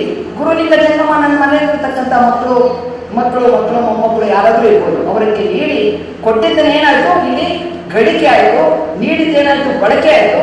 ನಂತರದಲ್ಲಿ ಸತ್ಯಶುದ್ಧ ಕಾಯಕನಾಗಿದ್ದು ನಂತರ ಅಲ್ಲಿ ಸದಾಚಾರ ಏನೇಳಿದ್ರಲ್ಲ ಲಿಕ್ಕಿದ್ದನ್ನ ದಾಸೋಹ ಮಾಡತಕ್ಕಂಥದ್ದು. ಈ ಒಂದು ಸದಾಚಾರದಲ್ಲಿ ಕಾಯಕ ಮತ್ತು ದಾಸೋಹ ಎರಡನ್ನೂ ಜೋಡಿಸ್ತಾರೆ. ಏನು ನೀವು ಸುಮ್ಮನೆ ಕೂತ್ಕೋಬೇಡಪ್ಪ, ನೀವು ಯಾವಾಗಲೂ ಕಷ್ಟಪಡ್ತಾ ಇರ್ಬೇಕು. ಈ ಸೃಷ್ಟಿಯಲ್ಲಿ ಹೇಗೆ ಅಂದರೆ ನೋಡಿ, ಹೊರಗಿನ ಸದಾಕಾಲ ಸೃಷ್ಟಿಯಲ್ಲಿರ್ತಕ್ಕಂಥ ಪಂಚಮಹಾಭೂತಗಳು ಯಾವುದು ಗೊತ್ತಾ? ಎಸ್, ಪೃಥ್ವಿ, ಅಪ್ಪು, ತೇಜ, ವಾಯು, ಆಕಾಶ. ಇವು ಹೊರಗಡೆ ನನ್ನೊಳಗಡೆ ಇದೆ, ಹೌದಾ? ಹೊರಗಡೆ ಪೃಥ್ವಿಗೆ ನೀವು ಒಂದು ಬೀಜವನ್ನು ಹಾಕಿರಿ, ಬೀಜವನ್ನು ಹಾಕಿದ್ರೆ ನೀರು ಹಾಕಿರಿ, ಕಾಲಾನಂತರ ಏನಾಗುತ್ತೆ, ಆ ಬೀಜ ಬೇರೆ ಕೆಳಗಡೆ ಹೋಗುತ್ತೆ, ಕಾಂಡ ಮೇಲೆ ಬರುತ್ತೆ. ಅದರ ಚಲನೆ ಯಾವ ರೀತಿ ಹೋಯ್ತು? ಊರ್ಧ್ವಮುಖಕ್ಕೆ ಬಂತು, ಹೌದಾ? ಅದರ ಚಲನೆ ಊರ್ಧ್ವಮುಖವಾಗಿ ಬಂತು. ಪೃಥ್ವಿ ಏನ್ ಕೆಲಸ ಮಾಡ್ತಾರೆ? ಒಂದು ಬೀಜದಿಂದ ಹುಟ್ಟಿರತಕ್ಕಂಥ ಆ ಗಿಡ ಸಕಾಲದಲ್ಲಿ ಬೆಳೆಯುತ್ತೆ, ಬೆಳೆದೇನ್ ಮಾಡುತ್ತೆ? ಮೊಗ್ಗಾಗುತ್ತೆ, ಮೊಗ್ಗಾಗಿ ಹೂವಾಗುತ್ತೆ, ಹೂವಾದ ತಕ್ಷಣ ಕಾಯಾಗುತ್ತೆ, ಕಾಯಾಗಿ ಹಣ್ಣಾಗುತ್ತೆ, ಹಣ್ಣಾಗಿ ಮೂಲವಾಗಿಂದ ಬೇರೆ ಬರುತ್ತೆ. ಹೆಂಗೆ? ಆ ಮೂಲ ಬೀಜದ ಎಲ್ಲ ಲಕ್ಷಣವನ್ನು ತಗೊಂಡು ನಾನು ಬೇರೆ ಆಗುತ್ತೆ. ಯಾಕೆ? ಇನ್ನೊಂದು ವೃದ್ಧಿ, ಇನ್ನೊಂದು ಮುಂದಕ್ಕೆ ಅದನ್ನ ಪ್ರೊಡ್ಯೂಸ್ ಮಾಡ್ಲಿಕ್ಕೆ. ಅದಿನ್ನೂ ಒಂದು ಬೀಜ ನೀವು ಹಾಕಿದ್ರೆ ಸಾವಿರಾರು ಬೀಜಗಳನ್ನ ಕೊಡುತ್ತದು, ಹೌದಾ? ಆ ಮೂಲ ಇದು ಭೂಮಿಯಲ್ಲಿರ್ತಕ್ಕಂಥ ಗುಣ. ಭೂಮಿಗೆ ಅದಕ್ಕೆ ಯಾರಾದ್ರೂ ಹೇಳ್ಕೊಟ್ಟಿದಾರ? ಟೆಕ್ನಾಲಜಿ ಏನಾದ್ರು ಉಪಯೋಗಿಸಿದಾರ? ಏನಿಲ್ಲ. ಭೂಮಿಗೆ ಬೀಜ ಹಾಕಿದ್ರೆ ಸಾಕು ಇಷ್ಟೆಲ್ಲ ತಾನು ಮಾಡುತ್ತೆ ಅನ್ಬೇಕಾದ್ರೆ ನನ್ನಲ್ಲಿ ಒಪ್ಪು ಜಲತತ್ವ ಅಧೋಮುಖವಾಗಿ ಇರತಕ್ಕಂಥದ್ದು, ಅದು ಅಧೋಮುಖವಾಗಿ ಇರತಕ್ಕಂಥದ್ದು ನಾನು ಹೇಳಿದೆ. ಎಲ್ಲದಕ್ಕೂ ಸೇರ್ಕೋಗುತ್ತೆ. ಕಷ್ಟ ಬರಲಿ, ಸುಖ ಬರಲಿ, ಅದ್ರ ಜೊತೆ ಸೇರ್ಕೋತ ಹೌದಪ್ಪ ಇವತ್ತೇನು ಸುಖ ಸಂತೋಷ, ನಾಳೆ ಕಷ್ಟ ಬರೋದು ಗೊತ್ತಿಲ್ಲ ನಮ್ಗೆ ಏನ್ ಬರುತ್ತೆ ಅಂತ. ಆದರೆ ಎಲ್ಲವನ್ನೂ ಅದನ್ನ ಪ್ರಸಾದವಾಗಿ ಸ್ವೀಕಾರ ಮಾಡ್ಕೊಂಡು ಮುಂದುವರಿಯತಕ್ಕಂಥದ್ದು ಜಲತತ್ವ. ಅಗ್ನಿ ಯಾವುದ ಹತ್ತಿರಕ್ಕೆ ಬರುತ್ತೆ ಎಲ್ಲವನ್ನು ಭಸ್ಮ ಮಾಡಿಟ್ಬಿಡುತ್ತೆ, ಅದರ ನಾಮನಿಷ್ಠ ಮಾಡ್ಬಿಡುತ್ತೆ. ಆಮೇಲೆ ವಾಯು ಒಂದು ಜಾಗ ಇಲ್ಲ, ಎಲ್ಲಾ ಕಡೆನೂ ಚಲಿಸುತ್ತೆ ವಾಯು. ಆಮೇಲೆ ಆಕಾಶ ಈ ಕೆಲಸ ಎಲ್ಲ ಮಾಡ್ಲಿಕ್ಕೆ ಸ್ಪೇಸ್ ಅಲ್ಲಿ ಜಾಗವನ್ನು ಕೊಟ್ಟಿದೆ. ಇವೆಲ್ಲವೂ ಕೂಡ ಯಾರಾದ್ರೂ ನಿಂತ್ಕೊಂಡು ಹೇಳ್ಕೊಡ್ತಾ ಇದ್ದಾರ? ಯಾರಾದ್ರೂ ಮಾಡ್ತಿದ್ದಾರ? ನನ್ನ ಶರೀರದಲ್ಲಿ ಇಬ್ಬಡಿ ಹೊರಗಿದ್ದಾಯ್ತು, ನಮ್ಗೆ ಬೇಡ. ನನ್ನೊಳಗಡೆ ಬಾಯಿ ಬೇಕಾದ್ರೆ ತಿಂತೀವ ಏನೋ ಬಡ ವಡ ಎಂಥದಿಲ್ಲ ಫೇಮಸ್ ಅಂದ್ರಲ್ಲ ವಡಾಪಾವ್. ವಡಾಪಾವ್ ತಿಂತೀವಿ ನಾವು, ವಡಾಪಾವ್ ತಿಂತೀವಿ. ಇನ್ನು ಬೇಕಾದ್ರೆ ಏನೇನೋ ತಿಂಡಿಗಳು ಅದೆಲ್ಲ ತಿಂತೀವಿ, ರುಚಿ ಇಲ್ಲ ಅಷ್ಟೇ. ತಿಂದು ಒಳಗಡೆ ಹೋಗುತ್ತೆ, ಒಳಗಡೆ ಹೋಗಿ ಹೊಟ್ಟೆ ಅದು ಹೋಗಿದ ತಕ್ಷಣ ಏನ್ ಮಾಡ್ತೀವಿ, ಜೀರ್ಣಕ್ರಿಯೆ ಪ್ರಾರಂಭ ಮಾಡುತ್ತೆ. ಯಾರ ನಾನು ಮಿಷಿನ್ ಇಟ್ಟಿದಾರ, ಕರೆಂಟ್ ಇದೆಯಾ, ಎಲ್ಲ ಕೆಲಸ ಮಾಡುತ್ತೆ. ಬೇಕಾಗಿದ್ದನ್ನ ತಗೊಳುತ್ತೆ. HCl ಹೈಡ್ರೋಕ್ಲೋರಿಕ್ ಆಸಿಡ್ ಇದೆಯಲ್ಲ, ಕೈ ಮೇಲೆ ಬಿಟ್ಕೊಟ್ಟು ಕೈ ಸುಟ್ಟೋಗುತ್ತೆ, ಕೈ ಸುಟ್ಟೋಗುತ್ತೆ. ಅಂಥದ್ದು ಆ ರಾಸಾಯನಿಕ ವಸ್ತು ನನ್ನ ಹೊಟ್ಟೆಯಲ್ಲಿ ನಾನು ತಿಂದಂತ ಆಹಾರವನ್ನು ಜೀರ್ಣ ಮಾಡ್ಲಿಕ್ಕೆ ಅದು ಒಳಗಡೆ ಪ್ರೊಡ್ಯೂಸ್ ಆಗುತ್ತೆ. ಅದು ಏನ್ ಬೇಕು ಅದನ್ನ ತಗೊಳುತ್ತೆ, ಮಿಕ್ಕಿದ್ದನ್ನ ಸಣ್ಣ ಕರಳಿಗೆ ಕಳಿಸುತ್ತೆ. ಸಣ್ಣ ಕರಳು ಮತ್ತೆ ಪಚನ ಮಾಡುತ್ತೆ, ಅದಕ್ಕೆ ಬೇಕಾಗಿ ತಗೊಂಡು ದೊಡ್ಡ ಕರಳಿಗೆ ಕಳಿಸುತ್ತೆ. ದೊಡ್ಡ ಕರಳು ಏನ್ ಮಾಡುತ್ತೆ, ಅದಕ್ಕೆ ಏನ್ ಬೇಕು ಅದನ್ನ ತಗೊಂಡು ಮಿಕ್ಕಿದ್ದನ್ನ ಎಕ್ಸ್ಕ್ರೀಟ್ ಒಳಗಡೆ ಆಚೆ ಕಳಿಸುತ್ತೆ. ಇದೆಲ್ಲ ಕೆಲಸ ಆದ್ರೂ ನಾನು ತಿಂದಿದ್ದು ವಡಾಪಾವ್ ಆಗದೇ ಅದು ರಕ್ತ ಆಗುತ್ತೆ. ಹೆಂಗ್ರಿ ಇದು ಮ್ಯಾಜಿಕ್? ಯಾರನ್ನ ಹೇಳಿದಾರಲ್ಲಿ ಬಣ್ಣ ಬೆರೆಸಿದಾರ? ಇದು ಕ್ರಿಯೆ, ಈ ಪಂಚಮಹಾಭೂತಗಳಲ್ಲಿ ನಡೆಯತಕ್ಕಂಥ ಕ್ರಿಯೆ ನನ್ನ ಅಂತರದಲ್ಲಿ ಕೂಡ ಯಾವ ರೀತಿ ನಡೆಯುತ್ತದೋ ಯಾರ ಆದೇಶವೂ ಇಲ್ಲ. ಪ್ರಣವ ಗೂಢನು, ಪ್ರಣವ ಸ್ವರೂಪನು, ಪ್ರಣವ ಪ್ರಕೃತಿ ಸಂಗನು, ಪ್ರಣವ ಷಡಂಗ ಸಮರಸ ನಮ್ಮ ಕೂಡಲ ಸಂಗಮ ದೇವರು. ಹೆಂಗ್ ಮಾಡ್ತಾರೆ ಅಂದ್ರೆ, ಹೋಗ್ತಿರ್ತೀವಿ ಗಾಡಿ ಬಿಟ್ಕೊಂಡು ಹೋಗ್ತಿರ್ತೀವಿ, ಅಲ್ಲೇನ್ ಬರುತ್ತೆ, ಸಿಗ್ನಲ್ ಬರುತ್ತೆ. ಸಿಗ್ನಲ್ ಬಂದಾಗ ಏನ್ ಬರುತ್ತೆ, ಕೆಂಪು ದೀಪ ಬರುತ್ತೆ. ಕೆಂಪು ದೀಪ ಬಂದ್ಮೇಲೆ ನಿಂತ್ಕೋಬೇಕು, ಹೌದಾ? ಆರೆಂಜ್ ಬರುತ್ತೆ, ಗೆಟ್ ಸ್ಟಾರ್ಟ್, ಚಾಲು ಮಾಡ್ರಿ ಅಂತ. ಗ್ರೀನ್ ಬಂದಾಗ ಏನ್ ಮಾಡ್ತೀವಿ, ಮೂವ್ ಆಗ್ತೀವಿ. ಹಾಗೆ ನನ್ನ ಶರೀರದಲ್ಲಿ ಪ್ರತಿಯೊಂದು ಕೆಲಸವೂ ಕೂಡ ಬಂದಿದ ತಕ್ಷಣ ನೋಡಿ, ಒಳಗಡೆ ಇರತಕ್ಕಂಥ ಸಿಸ್ಟಮ್ಸ್ ನಾನು ಹೇಳಿದ್ದಲ್ಲ, ಒಂದಕ್ಕೊಂದು ಜಗಳ ಮಾಡಂಗಿಲ್ಲ. ಎಲ್ಲ ಪಕ್ಕಪಕ್ಕಗೆ ಅದಾವೆ, ಎಲ್ಲ ಪ್ಯಾಕ್ಡ್, ಫುಲ್ಲಿ ಪ್ಯಾಕ್ಡ್, ಒಂದಕ್ಕೊಂದು ಕೆಲಸ. ಅದಕ್ಕೆ ಉಸಿರಾಟ ಆಡ್ಬೇಕಂತ ಗಾಳಿಯ ವ್ಯವಸಾಯ ಇತ್ತು ಅಂತ ಹೇಳ್ತಾರೆ, ಗಾಳಿ ಆಡುತ್ತೆ. ಒಳಗಡೆ ಆಹಾರ ಹೋದಾಗ ಇಲ್ಲೂ ಕೂಡ ವಿಂಡ್ ಪೈಪ್, ಫುಡ್ ಪೈಪ್ ಅಂತಿದೆ. ವಿಂಡ್ ಪೈಪ್ಗೆ, ಫುಡ್ ಪೈಪ್ಗೆ ಬೇರೆ ಬೇರೆ ಅದಕ್ಕೊಂದು ಮುಚ್ಚಲ ಇರ್ತೀವಿ. ಉಸಿರಾಟ ಕಡೆ ಇತ್ತ ಕೊಡುತ್ತೆ, ಊಟ ಹೋಗೋ ಕಡೆ ಮುಚ್ಚುತ್ತೆ.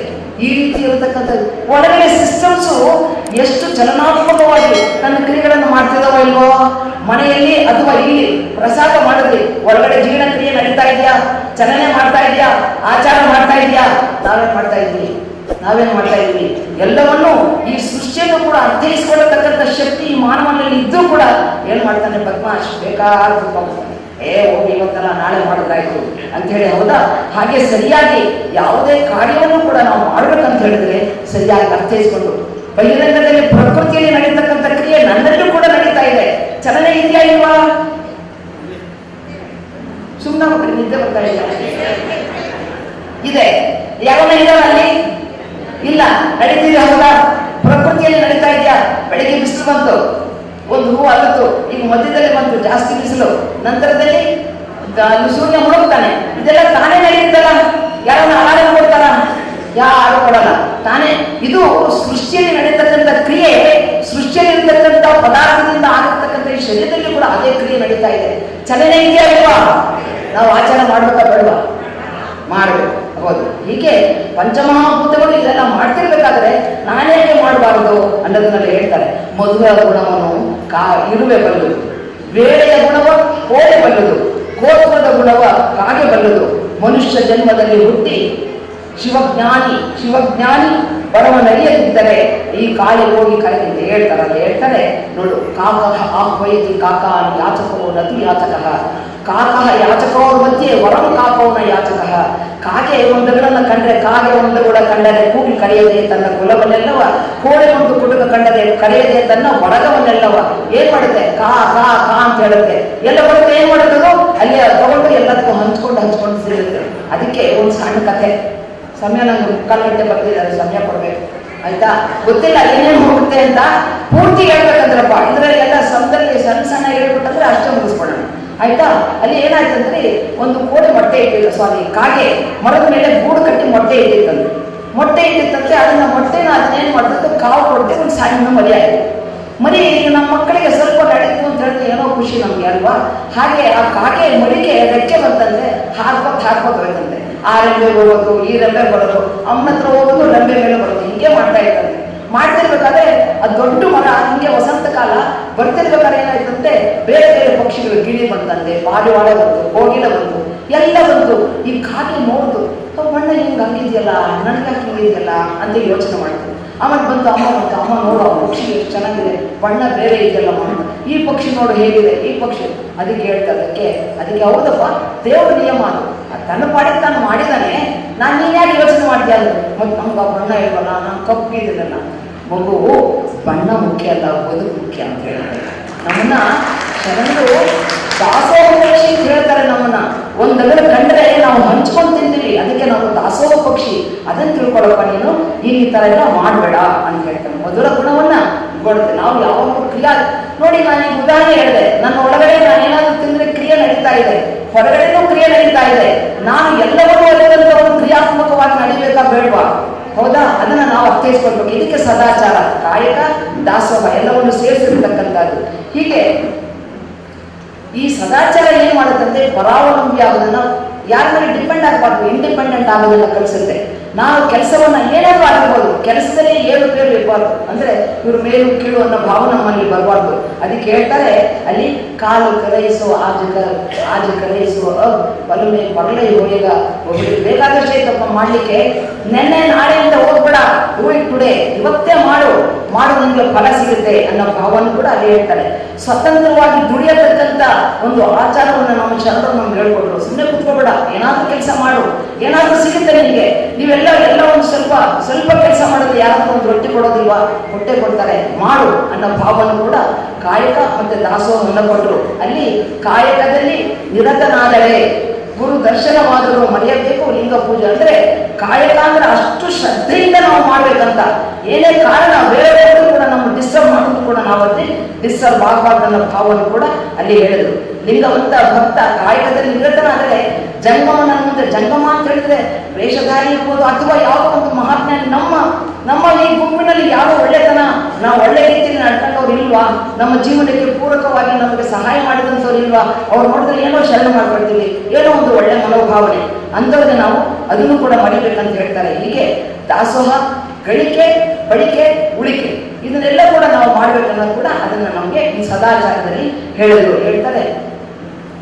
ಆರಂಭ ಮಾಡುವೆ ಗುರು ಪೂಜೆಗೆಂದು ವ್ಯವಹಾರ ಮಾಡುವೆ ಲಿಂಗಾರ್ಚನೆಗೆಂದು ಪರಸೇವೆ ಮಾಡುವೆ ನಯ್ಯ ಜಂಗಮದಾಸೋಹಕ್ಕೆಂದು ಆರಂಭ ಮಾಡುವೆ. ನಾನಾವ ಕರ್ಮಗಳ ಮಾಡಿದಳೆಯೋ ಆ ಕರ್ಮ ಫಲ ಭೋಗ ನೀ ಕೊಡುವೆ ಎಂಬುದ ನಾನು ಬಲ್ಲೆನು. ನೀ ಕೊಟ್ಟ ದ್ರವ್ಯವ ನಿಮಗಲ್ಲದೆ ಮತ್ತೊಂದು ಕ್ರಿಯೆ ಮಾಡೆನು. ನಿಮ್ಮ ಸೊಮ್ಮ ನಿಮಗೆ ಸಲ್ಲಿಸುವೆನು. ನಿಮ್ಮ ಆಣೆ ಕೂಡಲ ಸಂಗಮದೇವ. ನೀನು ಕೊಟ್ಟಿದ್ದಪ್ಪ, ನಾನೇ ತಂದಿಲ್ಲ. ಯಾರಾದ್ರೂ ಲಿಂಗದೊಳಗಾದ್ರೆ ನಾವು ಹೋದ್ ಎಲ್ಲರೂ ವೈರಾಗ್ಯದ ಮಾತು, ಅಯ್ಯೋ ಅವ್ರು ಮುಂದೋದ್ರು ಬಿಡ್ರಿ, ನಾವು ಹಿಂದೋಗ್ತೀವಿ, ಅವ್ರೇನು ಓದ್ಕೊಂಡು ಹೋದ್ರ. ಹಾಗೆ ನಾವೇನು ಹೊತ್ತು ತಂದಿಲ್ಲ, ಹೋಗ್ಬೇಕಾದ್ರೆ ಹೊತ್ತು ತಗೊಂಡು ಹೋಗಲ್ಲ. ಇರಬೇಕಾದ್ರೂ ಜೀವನದಲ್ಲಿ ಕೊಡುಕೊಳ್ಳತಕ್ಕಂಥ ಕ್ರಿಯೆಯನ್ನ ನಾವು ಮಾಡಬೇಕು. ಇನ್ನ ಮೂರನೇದು ಸದಾಚಾರ ಗೊತ್ತಾಯ್ತಾ? ಕಾಯಕ ದಾಸೋಹ, ಗಳಿಕೆ, ಬಳಕೆ, ಉಳಿಕೆ. ಎಸ್, ಮುಂದಕ್ಕೆ ಹೋಗ್ಲಾ? ಸರಿ. ಮಾತಾಡೋದಾದ್ರೆ ಮೌನಂ ಸಮ್ಮತಿಸುವುದು. ಸದಾಚಾರ ತತ್ವದ ವಿಕಾಸವೇ ಶಿವಾಚಾರ. ಶಿವಾಚಾರ ಅಂದ್ರೆ ಏನು ಅಂದ್ರೆ ಶಿವಭಕ್ತರಲ್ಲಿ ಕುಲ ಗೋತ್ರ ಜಾತಿ ವರ್ಣಾಶ್ರಮವನ್ನು ಅರಸದೆ ಅವರೊಪ್ಪುದ ಬಂದರೆ ಶಿವಾಚಾರ. ಅಸ್ಪೃಶ್ಯತ ಮನೋಭಾವ, ಅಸ್ಪೃಶ್ಯತೆ ಅಂದ್ರೆ ಅವರು ಮೇಲು ಪರಮಾತ್ಮನ ದೃಷ್ಟಿಯಲ್ಲಿ ನಾವೆಲ್ಲರೂ ಒಂದೇ. ಒಪ್ಕೋತೀರಾ? ನಾವೆಲ್ಲರೂ ಒಂದೇ. ನಾವು ಗಳಿಸಿ ವಿದ್ಯೆಯನ್ನು ಪಡ್ಕೊಂಡು ನಾವು ಅರ್ಜಿ ಇರ್ತಕ್ಕಂಥ ದುಡ್ಡು ಎಷ್ಟೋ ಇರ್ಬೋದು ಗೊತ್ತಿಲ್ಲ, ಆದರೆ ಪರಮಾತ್ಮನ ದೃಷ್ಟಿಯಲ್ಲಿ ನಾವೆಲ್ಲರೂ ಒಂದೇ. ಅವರು ಕೆಲವು ಅರ್ಹತೆ ಇದ್ದವರು ಬೇರೆ ಬೇರೆ ಕೆಲಸ ಮಾಡ್ತಾರೆ, ಅದು ಕೀಳಂತ ಅನ್ಬಾರ್ದು ನಾವು, ಹೌದಾ? ಅದಕ್ಕೆ ಹೇಳ್ತಾರೆ ಅಸ್ಪೃಶ್ಯತಾ ಮನೋಭಾವ. ಯಾವ ಗುರು ಮಾರ್ಗಾಚಾರ್ಯದಿಂದ ಕೊಟ್ಟು ಶಿವಲಾಂಛನ ದಾರಿಗಳು ನೀವೆಲ್ಲರೂ ಜಂಗಮ ಸ್ವರೂಪರೇ. ಜಂಗಮ ಸ್ವರೂಪವಾಗಿ ಈ ತೊದಲು ನುಡಿಯನ್ನು ಕೇಳತಕ್ಕಂಥ ಸಾಕ್ಷಾತ್ ಪರಮ ಸ್ವರೂಪರೇ ನೀವೆಲ್ಲರೂ ಕೂಡ. ಅದಕ್ಕೆ ಹೇಳ್ತಾರೆ ಹೀಗೆ ಎಲ್ಲರೂ ಕೂಡ ಅಂದ್ರೆ ಲಿಂಗ ಧಾರಣೆ ಮಾಡೋರೆಲ್ಲ ಕೂಡ ಸಂಗಮನಾಥ ಅಂತ ಬಸವಣ್ಣವ್ರು ಏನು ಹೇಳಿದ್ರಲ್ಲ, ಹಾಗೆ ಎಲ್ಲ ಲಿಂಗಧಾರಿಗಳೆಲ್ಲರೂ ಕೂಡ ಜಂಗಮ ಸ್ವರೂಪಿಗಳೇ. ಅರ್ಥ ಪ್ರಾಣ ಅಭಿಮಾನವನ್ನ ಶಿವಾಚಾರ ಅಂದ್ರೆ ಸಾಮಾಜಿಕವಾಗಿ ಒಕ್ಕಟ್ಟು ಮಾಡೋದನ್ನ ಕಲಿಸಿರ್ತರು. ಸಾಮಾಜಿಕವಾಗಿ ಒಂದಾಗಿರ್ತಕ್ಕಂಥ. ಈಗ ನೋಡ್ರಿ, ಇಲ್ಲಿ ನಿಮಗೆ ಜ್ಞಾನಕ್ರಿಯೆ ಹೇಳ್ತೀನಿ. ಈ ನಮ್ಮ ಸೋಲಾಪುರದಲ್ಲಿ ಒಂದು ಕಮ್ಮಟ ಮಾಡಬೇಕಂತ ನಿಮ್ಮ ತಲೆಯಲ್ಲಿ ಬಂತು, ಜ್ಞಾನ ಬಂತು, ಭಾವಕ್ಕೆ ಬಂದ್ರಿ, ಭಾವಕ್ಕೆ ಬಂತು, ಹೌದಾ? ಭಾವಕ್ಕೆ ಬಂದಾಗ ಅಲ್ಲಿಂದ ಬಂದರು ಷಡಕ್ಷರಪ್ಪವರು, ಅವರೆಲ್ಲರೂ ಬಂದು ಒಬ್ಬರ ಜೊತೆ ಚಿಂತನೆ ಮಾಡಿದ್ರು. ಮಾಡ್ಬೋದಾ ಬೇಡವಾ? 2-3 ದಿವಸ ಚಿಂತನೆ ನಡೆದಿರ್ಬೋದು, ಸುಮ್ಮನೆ ನಾನು ಹೇಳ್ತಾ ಇದ್ದೇನೆ, ನಡೀತು, ಹೌದಾ? ಇದನ್ನು ಮಾಡೋಣ, ಅದನ್ನು ಮಾಡೋಣ, ಎಸ್ ಅದಷ್ಟಾಯ್ತು, ಜ್ಞಾನ ಆಯಿತು, ಮಾಡ್ಬೇಕಂದ್ರೆ ಪಕ್ಕ ಆಯಿತು. ಸುಮ್ಮನೆ ಕೂತ್ಕೊಂಡ್ರ ನೀವು? ಇಲ್ಲ. ಏನು ಮಾಡಿದ್ರಿ? ಗ್ರೂಪ್ಗಳಲ್ಲಿ ಸಂಧೆ ಎಲ್ಲನೇನು ಗುಂಪುಗಳನ್ನು ಮಾಡಿದ್ರಿ. ನೀವು ಈ ಕೆಲಸ ಮಾಡಿರಿ, ನೀವು ಈ ಕೆಲಸ ಮಾಡಿ. ಈಗಾಗಲೇ ಸುಮಾರು 2-2 ತಿಂಗಳಿಂದ ಹಗಲು ರಾತ್ರಿ ದುಡಿತಾ ಇದ್ದಾರೆ, ಹೌದಾ? ಯಾಕೆ? ಈ ಒಂದು ಸಂದರ್ಭಕ್ಕೆ, ಈ ಒಂದು ಸಮಾವೇಶದಲ್ಲಿ ನಿಮಗೆ ಸಿಗತಕ್ಕಂಥ ಆನಂದವನ್ನು ನಿರಂತರವಾಗಿ ನಿಮ್ಮ ಜೀವನದಲ್ಲಿ ಅನುಭವಿಸಲಿಕ್ಕೆ, ಹೌದು ತಾನೇ? ಎಷ್ಟು ದಿವಸ ಊಟದ ಸಮಯಕ್ಕೆ ಊಟ ಮಾಡಿಲ್ಲ, ನಿದ್ದೆ ಮಾಡೋ ಸಮಯಕ್ಕೆ ನಿದ್ದೆ ಮಾಡಿಲ್ಲ, ಬೇಕಾದಷ್ಟು ಕೆಲಸಗಳಲ್ಲಿ ನಿಮ್ಮಲ್ಲಿ ಯಾರ್ಯಾರು ಒಂದಾಗಿದ್ದೀರೋ ಎಲ್ಲರೂ ಒಂದಾಗಿದ್ದೀರಿ. ಕೆಲವೊಬ್ಬರಿಗೆ ಗಡಸು ಮಾತಾಡಿದ್ರಿ, ಕೆಲವೊಬ್ಬರಿಗೆ ಬೇಡ ಕ್ಷಮಾಪಣೆಯನ್ನು ಕೇಳಿದ್ರಿ. ಈಗೆಲ್ಲ ಮಾಡಿ ಈ ದಿನಕ್ಕಾಗಿ ಕಾದು ಎಲ್ಲರೂ ಕೂಡ ಒಗ್ಗೂಟಾಗಿ ಮಾಡಿ ಈ ದಿವಸವನ್ನು ನಾವು ಕಾಣಲಿಕ್ಕೆ ಸಾಧ್ಯ ಆಯಿತು. ಇದೇನಿದು ಶಿವಾಚಾರ, ಸಮಾಜವನ್ನು ಒಂದುಗೂಡಿಸತಕ್ಕಂಥ ಕ್ರಿಯೆ ನೀವೆಲ್ಲರೂ ಮಾಡಿರ್ತಕ್ಕಂಥದ್ದು. ಅಲ್ಲದೆ ಈಗ ನೋಡಿ, ಅದು ಮಹಾವೀರ ಇರ್ಬೋದು, ಬುದ್ಧ ಇರ್ಬೋದು, ಅವರೆಲ್ಲ ಬಂದರು, ಒಂದೊಂದು ಧರ್ಮವನ್ನು ಸ್ಥಾಪನೆ ಮಾಡಿದ್ರು. ಬಸವಣ್ಣವರು ಬಂದು ಕೆಳಸ್ತರದಿಂದ ತಗೊಂಡ್ರು ನೀವೆಲ್ಲರೂ ಪರಮಾತ್ಮನ ಸ್ವರೂಪರೇ ಅಂತ ಹೇಳಿ ಅಲ್ಲಿ ಏನೊಂದು ಸಂಘಟನೆ, ಒಂದು ನಾವು ಹೊಸ ವಿಚಾರವನ್ನು ಮಾಡಿದ್ರೆ ನಮ್ಮೆಲ್ಲರಿಗೂ ಕೂಡ ಒಂದು ಹೊಸ ವಿಚಾರ ಹೊಡಿತಾ ಇದೆ, ಹೌದಾ? ಹೊಡಿತಾ ಇದೆಯಾ? ಹೌದು. ತತ್ವ, ಬಸವ ತತ್ವ ಈ ರೀತಿ ಇದೆಯಾ? ನಮಗೆ ಗೊತ್ತಿರಲಿಲ್ವಲ್ಲ. ಕೆಲವೊಬ್ಬರಿಗೆ ಪ್ರಶ್ನೆ ಆಗ್ಬೋದು. ವಚನಗಳನ್ನು ಓದಿದವ್ರಿಗೆ ಹೌದು ಇದೆಲ್ಲ ಇದೆ, ನಾವು ಪಾಲಿಸ್ಬೇಕನ್ನೋ ಭಾವ. ಇನ್ನು ಬೇರೆ ಕಡೆ ಹೋಗ್ತಿರೋರಿಗೆ ಇದು ಹೇಗಿದೆಯಲ್ಲ, ನಾನು ಮಾಡೋದು ಹೇಗೆ ಅನ್ನೋ ಭಾವ. ಎಲ್ಲರಿಗೂ ಒಂದೊಂದು ಭಾವದಲ್ಲಿ ನಮ್ಮೆಲ್ಲರಿಗೂ ಬರ್ತಿದೆ, ಇಲ್ಲ ಗೊತ್ತಿಲ್ಲ, ಒಟ್ಟಲ್ಲಿ ಯಾವುದೋ ಒಂದು ರೀತಿಯಲ್ಲಿ ನಡೀತಾ ಇದೆ. ಅದಕ್ಕೆ ಹೇಳ್ತಾರೆ ಶಿವಾಚಾರ ಸಾಮಾಜಿಕ ಸ್ವಾತಂತ್ರ್ಯತೆಯನ್ನ, ಸಹೋದರತ್ವ ಭಾವವನ್ನ, ಅಭಿವ್ಯಕ್ತಿ ಸ್ವಾತಂತ್ರ್ಯವನ್ನ ಎಲ್ಲವನ್ನು ನಮಗೆ ಕರುಣಿಸುತ್ತೆ. ಈ ಒಂದು ಶಿವಾಚಾರದಿಂದ ಆಧಾರ ಸ್ತಂಭವಾಗಿ ಗುರುವಿನ ಮಾರ್ಗದರ್ಶನದಂತೆ ನಡೆದು ಎಲ್ಲರೂ ಕೂಡ ನೀವೆಲ್ಲ ಜೋಡಿಸಲಿಕ್ಕೆ ನಾವಿಲ್ಲಿ ಕುಂತೀವಿ. ಇದ್ರ ನಾವೇ ಪಡ್ತಿದ್ವಿ, ಹೌದಲ್ಲ? ನೀವೆಲ್ಲ ಕಷ್ಟಪಟ್ಟು ಈ ದಿನಕ್ಕಾಗಿ ಕಾದು ಹಗಲು ರಾತ್ರಿ ದುಡಿದು ಎಲ್ಲ ನಿಮ್ಮ ದೈನಂದಿನ ಕೆಲಸಗಳನ್ನು ಬದಿಗೊಟ್ಟು ಎಲ್ಲವನ್ನು ಕೂಡ ಇಲ್ಲೆಲ್ಲ ಮಾಡಿರ್ತಕ್ಕಂಥದ್ದು. ಇದಕ್ಕೆ ಏನೋ ಒಂದು ಸಂಘಟನೆ ಆಯಿತು. ಎಲ್ಲರೂ ಕೂಡ ಬೇರೆ ಬೇರೆ ಜಿಲ್ಲೆಗಳಿಂದ, ಆ ದೇಶದಿಂದ ಅಂದ್ರೆ ಆ ರಾಜ್ಯದಿಂದ ಇಲ್ಲ, ಕರ್ನಾಟಕ ರಾಜ್ಯದಿಂದ ನಾವು ಮಹಾರಾಷ್ಟ್ರ ರಾಜ್ಯಕ್ಕೆ ನಾವು ಬಂದೀವಿ. ಇಲ್ಲೆಲ್ಲ ಒಟ್ಟಿಗೆ ಸೇರಿದ್ವಿ. ಕೆಲವು ಭಾಷೆ ಅರ್ಥ ಆಗುತ್ತೋ ಇಲ್ಲೋ ಗೊತ್ತಿಲ್ಲ, ಸಾಕಷ್ಟು ಜನ ಕನ್ನಡ ಬರುತ್ತೆ ಅಂತ ಅನಿಸುತ್ತೆ. ಹಾಗೆ ಎಲ್ಲರೂ ಕೂಡ ಅರ್ಥೈಸ್ಕೊಳ್ತೀವಿ. ಅದಕ್ಕೆ ವಿಶೇಷವಾಗಿ ಸಂವಾದ ರೂಪದಲ್ಲಿ ಇದರ ಮೂಲ ಜಿಸ್ಟನ್ನು ಕೂಡ ಬರೀತಾ ಇದ್ದಾರೆ, ನಮಗೆಲ್ಲ ಕೇಳಿಸ್ಕೊಳ್ತಾ ಇದ್ದಾರೆ. ಹೀಗೆ ನಾವು ಯಾರೂ ಕೂಡ ಒಳಭೇದವನ್ನು ಮಾಡಬಾರ್ದು. ಒಬ್ಬರು ಜಾಸ್ತಿ, ಒಬ್ಬರು ನೋಡ್ರಿ, ನೀವು ವಿದ್ಯಾರ್ಥಿ ಪಡ್ಕೊಂಡಿದ್ದೀರಾ, ಅದಕ್ಕೆ ತಕ್ಕಂಗೆ ಒಡವೆ ವಸ್ತ್ರ ತಗೊಂಡಿರ್ಬೋದು, ಆಸ್ತಿ ಮಾಡ್ಕೊಂಡಿರ್ಬೋದು, ಅಧಿಕಾರ ತಗೊಂಡಿರ್ಬೋದು. ಆದರೆ ಆ ಮನುಷ್ಯ ಪರಮಾತ್ಮನ ಸ್ವರೂಪದಲ್ಲಿ ಅವನು ಮಾನವಾದನ ಇಲ್ವೋ, ಕೈ ಕಾಲಿದೆಯೋ ಇಲ್ವೋ, ಅದನ್ನು ನಾವು ಸಮಾನತೆಯನ್ನು ಮಾಡಬೇಕು. ಶ್ರೀ ಗುರುವಿನ ಆದೇಶವನ್ನು ನಾವು ಪಾಲಿಸಬೇಕು. ವೃತ್ತಿಯಿಂದ ಕೀಳರಿಮೆ ನಾವು ಮಾಡಬಾರದು. ಸತ್ಯಶುದ್ಧ ಕಾಯಕವನ್ನು ಆಚರಿಸೋದೇ ಶಿವಾಚಾರ. ಸಮದರ್ಶಿಯಾಗಿ, ಸಮಸುಖಿಯಾಗಿ, ಪರಮಾತ್ಮನ ದೃಷ್ಟಿಯಲ್ಲಿ ಎಲ್ಲರೂ ಸಮಾನ ಅಂದ್ರೆ ನಾವೇ ಭೇದ ಭಾವ ಮಾಡಬೇಕು. ಆಯ್ತಪ್ಪ, ನೀನು ಇಷ್ಟ ಬಂದಂಗೆ ಮಾಡು ಹೇಳ್ತಾರೆ. 4 ಶ್ರೇಣಿ ರೂಪದಲ್ಲಿ ಹೇಳ್ತಾರಲ್ಲ, ಬ್ರಾಹ್ಮಣ, ವೈಶ್ಯ, ಕ್ಷತ್ರಿಯ, ಶೂದ್ರ ಅಂತ ಹೇಳ್ತಾರಲ್ಲ. ಬ್ರಾಹ್ಮಣ ಅಂದ್ರೆ ಬ್ರಹ್ಮಜ್ಞಾನವನ್ನು ಪಡ್ಕೊಂಡವನು, ವೈಶ್ಯ ಅಂತ ಹೇಳಿದ್ರೆ ವ್ಯವಹಾರ ಮಾಡತಕ್ಕಂಥವನು, ಆಮೇಲೆ ತಿರ್ಗಾ ಇವನು ಕ್ಷತ್ರಿಯ ಅಂತ ಹೇಳಿದ್ರೆ ಬಂದದ್ದನ್ನ ಸರಿಯಾಗಿ ಎದುರಿಸಂತವನು, ಶೂದ್ರ ಅಂದ್ರೆ ಬಂದು ಕಾಲಿ ಬಿಡೋನು, ಕಾಲು ಶೂದ್ರ ಅಂತ ಹೇಳ್ತಾರೆ. ಎಲ್ಲರೂ ಏನ್ ಮಾಡ್ತಾರೆ, ಪಾದಕ್ಕಾನೆ ನಮಸ್ಕಾರ ಮಾಡ್ತಾರೆ, ಮಾಡಿದ್ದೆಲ್ಲಿಗೆ ಶೂದ್ರತನಕ್ಕೆ. ಅಂದ್ರೆ ಅರ್ಥದಲ್ಲಿ ಸುಮ್ಮನೆ ತಿಳ್ಕೊಳ್ಳಿ ಅಂತ ಹೇಳಿದ್ರೆ ಅಷ್ಟೇ, ಬೇರೆ ಏನಲ್ಲ. ಹೀಗೆ ಸೃಷ್ಟಿ ಎಲ್ಲವೂ ಕೂಡ ಆ ಪರಮಾತ್ಮನ ದೇವಿ, ಆ ಪರಮಾತ್ಮ ಕೊಟ್ಟಿರತಕ್ಕಂಥ ಭಿಕ್ಷೆ. ಈಗ ಒಂದು ಸಂಸ್ಥೆ ಇದೆ, ಬ್ಯಾಲೆನ್ಸ್ ಶೀಟ್ ಮಾಡಿರ್ತೀವಲ್ಲ, ಬ್ಯಾಲೆನ್ಸ್ ಶೀಟ್ ಅಲ್ಲಿ ಪ್ರಾಫಿಟ್ ಅಂಡ್ ಲಾಸ್ ಇರುತ್ತೆ, ಟ್ರಯಲ್ ಬ್ಯಾಲೆನ್ಸ್ ಮಾಡಿರ್ತಾರೆ. ಬ್ಯಾಲೆನ್ಸ್ ಶೀಟ್ ನೋಡ್ಬಿಟ್ರೆ ಆ ಸಂಸ್ಥೆ ಪ್ರಾಫಿಟ್ ಅಲ್ಲಿ ಹೋಗ್ತಿದೆಯಾ ಲಾಸಲ್ಲಿ ಹೋಗ್ತಿದೆಯಾ ಗೊತ್ತಾಗುತ್ತೆ. ಹಾಗೆ ಅದೇನೋ ನಿಲ್ ಬ್ಯಾಲೆನ್ಸ್ ಇತ್ತು ಅಂತ ಹೇಳಿದ್ರೆ ಇದು ಒಳ್ಳೆ ಸಮಸ್ಥಿತಿಯಲ್ಲಿ ನಡೀತಾ ಇದೆ ಕಂಪನಿ ಅಂತ ಲೆಕ್ಕ. ಅಲ್ಲಿ ಬ್ಯಾಲೆನ್ಸ್ ಇತ್ತು ಅಂತ ಹೇಳಿದ್ರೆ ಏನೋ ಲಾಸ್ ಆಗಿದೆ, ಏನೋ ದುರುಪಯೋಗ ಆಗಿದೆ ಅಂತ. ಹಾಗೆ ಪರಮಾತ್ಮನಿಂದ ನಾವೆಲ್ಲ ಬಂದಿರೋಂಥವ್ರು ಏನೂ ತಗೊಂಡು ಬಂದಿಲ್ಲ. ಪರಮಾತ್ಮನೇ ನಮಗೆ ಭಿಕ್ಷೆಯಾಗಿ ಕೊಟ್ಟಿರತಕ್ಕಂಥದ್ದು ಈ ಶರೀರ. ಕೇಳಿದೇನು ಸುಮ್ಮನೆ ಪರಿಶುದ್ಧವಾಗಿರ್ತಕ್ಕಂಥ ಭಕ್ತಿಯನ್ನು ನನಗೆ ಸಲ್ಲಿಸು ಅಂತ ಹೇಳೋದು ಅಷ್ಟೇ, ಏನು ಕೇಳಿಲ್ಲ. ಪರಿಶುದ್ಧವಾಗಿರ್ತಕ್ಕಂಥ ನಾನು ಹೊರಗಿನ ಮನುಷ್ಯರೊಂದಿಗೆ ಮಾಡಿದೆ ಅಂತ ಅದು ಪ್ರೀತಿ ಆಗುತ್ತೆ, ಪರಮಾತ್ಮನೊಂದಿಗೆ ಮಾಡಿದ್ರೆ ಅದು ಭಕ್ತಿ ಆಗುತ್ತೆ. ಆ ಭಕ್ತಿಯನ್ನು ಚೆನ್ನಾಗದ ಇವತ್ತು ನನಗೆ ಎಚ್ಚರ ಮಾಡ್ದಲ್ಲಪ್ಪ, ನನಗೆ ಎಚ್ಚರ ಮಾಡಿದೆಲ್ಲ ಒಂದು ಸರಿ ಇವತ್ತು ಎಚ್ಚರ ಮಾಡಿದೆ, ಇವತ್ತಿನ ಕೆಲಸ ಸುತ್ತರವಾಗಿ ನಡೀಲಿ, ಅದಕ್ಕೆ ಲಿಂಗ ಪೂಜೆ ಮಾಡ್ತೀನಿ ಅನ್ನೋ ಭಾವದಲ್ಲಿ ನಾವೆಲ್ಲ ಮಾಡ್ಬೇಕನ್ನೋ ಭಾವ ಇಷ್ಟೆಲ್ಲ. ಇದು ನಮ್ಮ ಸಮಾಜದಲ್ಲಿ ನಮ್ಮೆಲ್ಲರಿಗೂ ಬೇರೆ ಬೇರೆ ರೀತಿಯಲ್ಲಿ ಮಿಕ್ಕಿದ್ದವರೆಲ್ಲರೂ ಕೂಡ ಒಂದು ಗೂಡಿಸಿದೆ ಈ ಕಮ್ಮಟ. ಹೌದು ತಾನೆ? ಅದುವೇ ಶಿವಾಚಾರ. ಶಿವಾಚಾರ ಎಲ್ಲರೂ ಶಿವ ಸ್ವರೂಪ ಅಂತ ತಿಳ್ಕೊಳ್ಳುವಂಥದ್ದು. ಅಲ್ಲಿ ದೇವಸಿದ್ಧ ಭಕ್ತ ಮನೆಗೆ ಬಂದಡೆ ಕಾಯಕವಾಗುವುದೆಂದು ಬೆಸಗಣ್ಣನಾದರೆ ನಿಮ್ಮಾಣೆ ನಿಮ್ಮ ಪ್ರಮಥರಾಣಿ ತಲೆದಂಡ ಕೂಡಲ ಬಂದ್ರೆ ಹೌದ್ರಿ, ಅವ್ರಿಗೇನು ಅರ್ಹತೆ ಇರುತ್ತೋ ಅದ ಆಧಾರದ ಮೇಲೆ ಕೆಲಸ ಮಾಡ್ತಾರೆ. ಒಟ್ಟಲ್ಲಿ ಅವ್ರು ದಿವಸಕ್ಕೊಂದ್ಸರಿ ಅಂಬಲಿನಾದ್ರು ತಗೋತಾರಲ್ಲ ಅಲ್ವಾ, ಅದಕ್ಕಾನ ಅರ್ಹತೆ ಇದೆಯಲ್ಲ ಅವ್ರಿಗೆ ಅಷ್ಟೇ.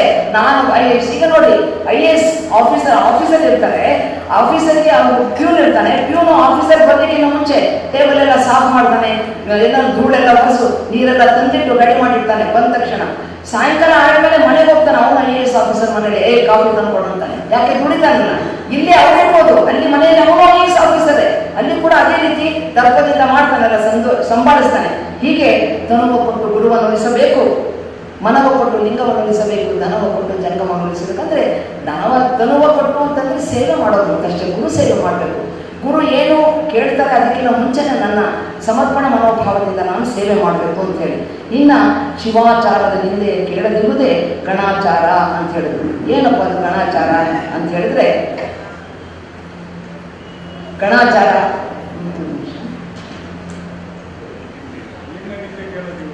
ಏನಂದ್ರಿ? ಅದೇ ಹೇಳಿದ್ದೇನಲ್ಲ, ನಾನು ಹೇಳಿದ್ದೇನೆ, ಅದನ್ನ ಹೇಳಿದ್ದೀನಿ. ಈಗ ನೋಡಿ, ನಾನು ವಿಭೂತಿ ಹಾಕೊಂಡು ಹೋಗ್ತೀನಿ, ಇದನ್ನ ಏನು ರುದ್ರಾಕ್ಷಿ ಹಾಕೋತೀನಿ, ಹೌದಾ, ವಿಭೂತಿ ರುದ್ರಾಕ್ಷಿ ಹಾಕೋತೀನಿ. ಯಾರಾದರೂ ನಿಂತೇನೆ ನಾನು ಹಾಕೊಳ್ಳತಕ್ಕಂಥ ವಿಚಾರ ಇರ್ಬೋದು, ನಾನು ತಿಳಿದಿರತಕ್ಕಂಥ ತತ್ವದ ಬಗ್ಗೆ ಯಾರಾದರೂ ಮಾತಾಡೋದು ಅಂತ ಹೇಳಿದರೆ ಏನ್ ಮಾಡ್ಬೇಕು?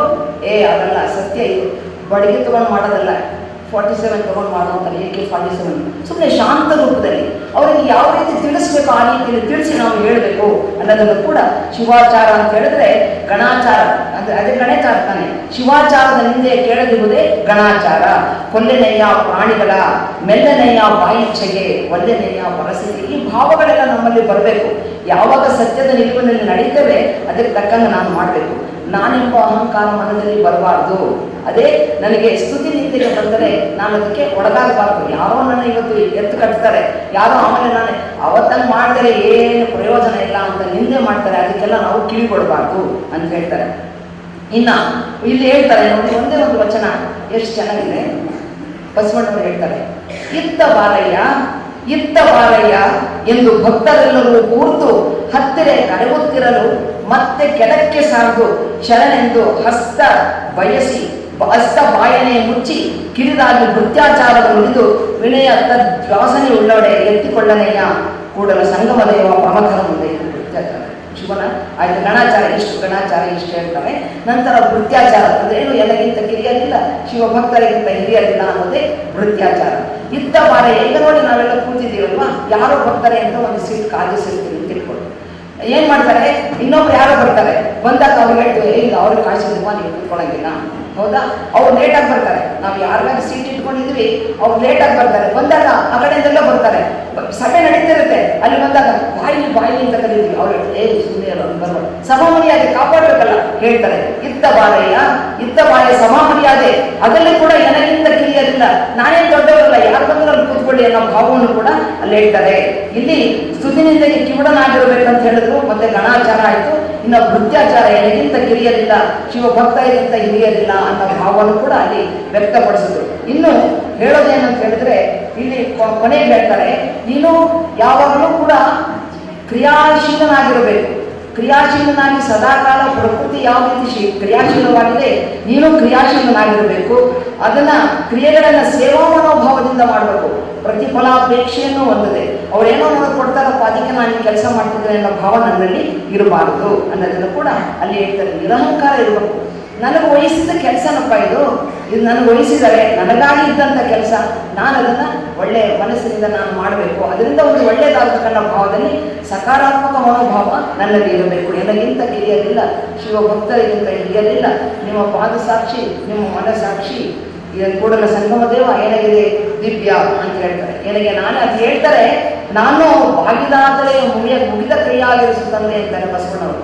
ಅಷ್ಟೊಂದು ಮೇಧಾವಿ ಆಗಿರ್ತಕ್ಕಂಥವರು, ಎಲ್ಲವನ್ನು ಮಾಸ್ಟರ್ ಮೈಂಡಲ್ಲಿ ಎಲ್ಲವನ್ನು ನಿಯಂತ್ರಣ ಮಾಡತಕ್ಕಂಥವ್ರು ಅಲ್ಲ. ಬೇರೆ ಬೇರೆ ದೇಶದ ವಿದೇಶದಿಂದ ಬಂದಂಥವರನ್ನ ಏನು ಮಾಡಿದ್ರು, ಅವರಿಗೆಲ್ಲ ಕನ್ನಡವನ್ನು ಕಲಿಸಿದ್ರು. ಕನ್ನಡವನ್ನು ಕಲಿಸಿ ಕನ್ನಡದಲ್ಲಿ ವಚನ ರಚನೆಗಳನ್ನು ಮಾಡಲಿಕ್ಕೆ ಹೊಸ ಸಾಹಿತ್ಯದ ರಚನೆಯನ್ನು ಮಾಡುವುದರ ಜೊತೆಗೆ ಸಾಹಿತಿಗಳನ್ನು ರಚನೆ ಮಾಡಿದ್ರು ಅವರು. ಹೌದಾ? ಹೀಗೆ ಅಲ್ಲಿ ಏನು ಹೇಳ್ತಾರೆ, ಎಲ್ಲವನ್ನು ಮಾಡಿ ಇಷ್ಟೊಂದು ವಿಧೇಯ ಮನೋಭಾವದಿಂದ ಇರ್ತಕ್ಕಂಥ ಮನಸ್ಥಿತಿ ಅದರಲ್ಲಿ ಮಾಡಿದ್ರು. ಮೇಲಾಗಲೇನೋ ಕೀಳಾಗಲಲ್ಲದೆ ಕೀಳಿಂಗಲ್ಲದೆ ಅಯ್ಯನ ಕರೆಯುವುದೇ,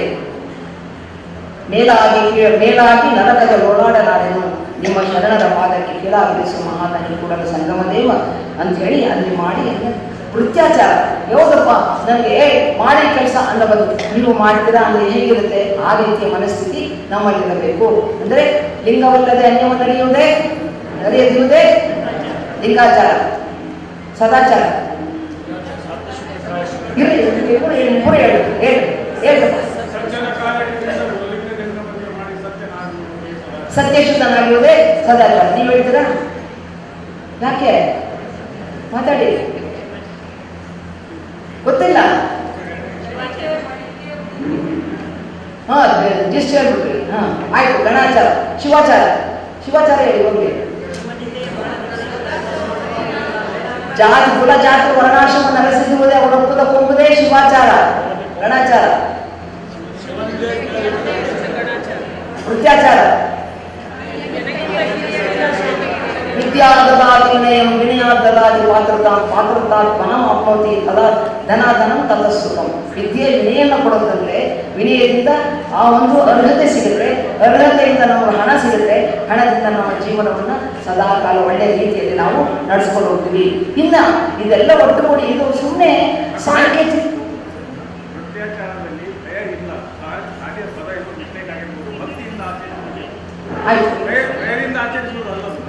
ಭಯಭಕ್ತಿಯಿಂದ ಇರ್ಬೇಕಂತ. ಆಯ್ತು, ಭಕ್ತಿಯಿಂದನೇ ಮಾಡೋಣ, ಭಯ ಬೇಡ. ನಾವೆಲ್ಲರೂ ಕೂಡ ಸ್ವತಂತ್ರರು, ಅದಕ್ಕೆ ಭಯ ಬೇಡ. ನಮಗೆ ಭಯ ಬೇಡ, ಭಕ್ತಿಯಿಂದ ವಿನಯಪೂರ್ವಕವಾಗಿ ನಾವು ಮಾಡೋಣ, ಆಚರಣೆ ಮಾಡೋಣ. ಇನ್ನು ಹೇಳ್ತಾರೆ ಲಿಂಗಾಚಾರ ಏನ್ ಕಲಿಸ್ತು ನಮಗೆ? ಎಸ್, ಏಕಲಿಂಗ ನಿಷ್ಠೆಯನ್ನು ಕಲಿಸ್ತು. ಸದಾಚಾರ ಮಾಡ್ಬೇಕಂದ್ರೆ ದುಡಿಬೇಕು, ಹಂಚಿ ಉಣ್ಣೋದನ್ನು ಕಲಿಸ್ತು.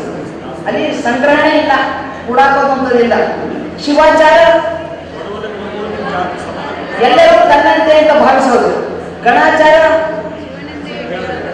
ನ್ಯಾಯಕ್ಕಾಗಿ ಹೋರಾಡೋದು, ಏನಾದ್ರೂ ಆಗಿರ್ಬೋದು. ಹೌದಾ?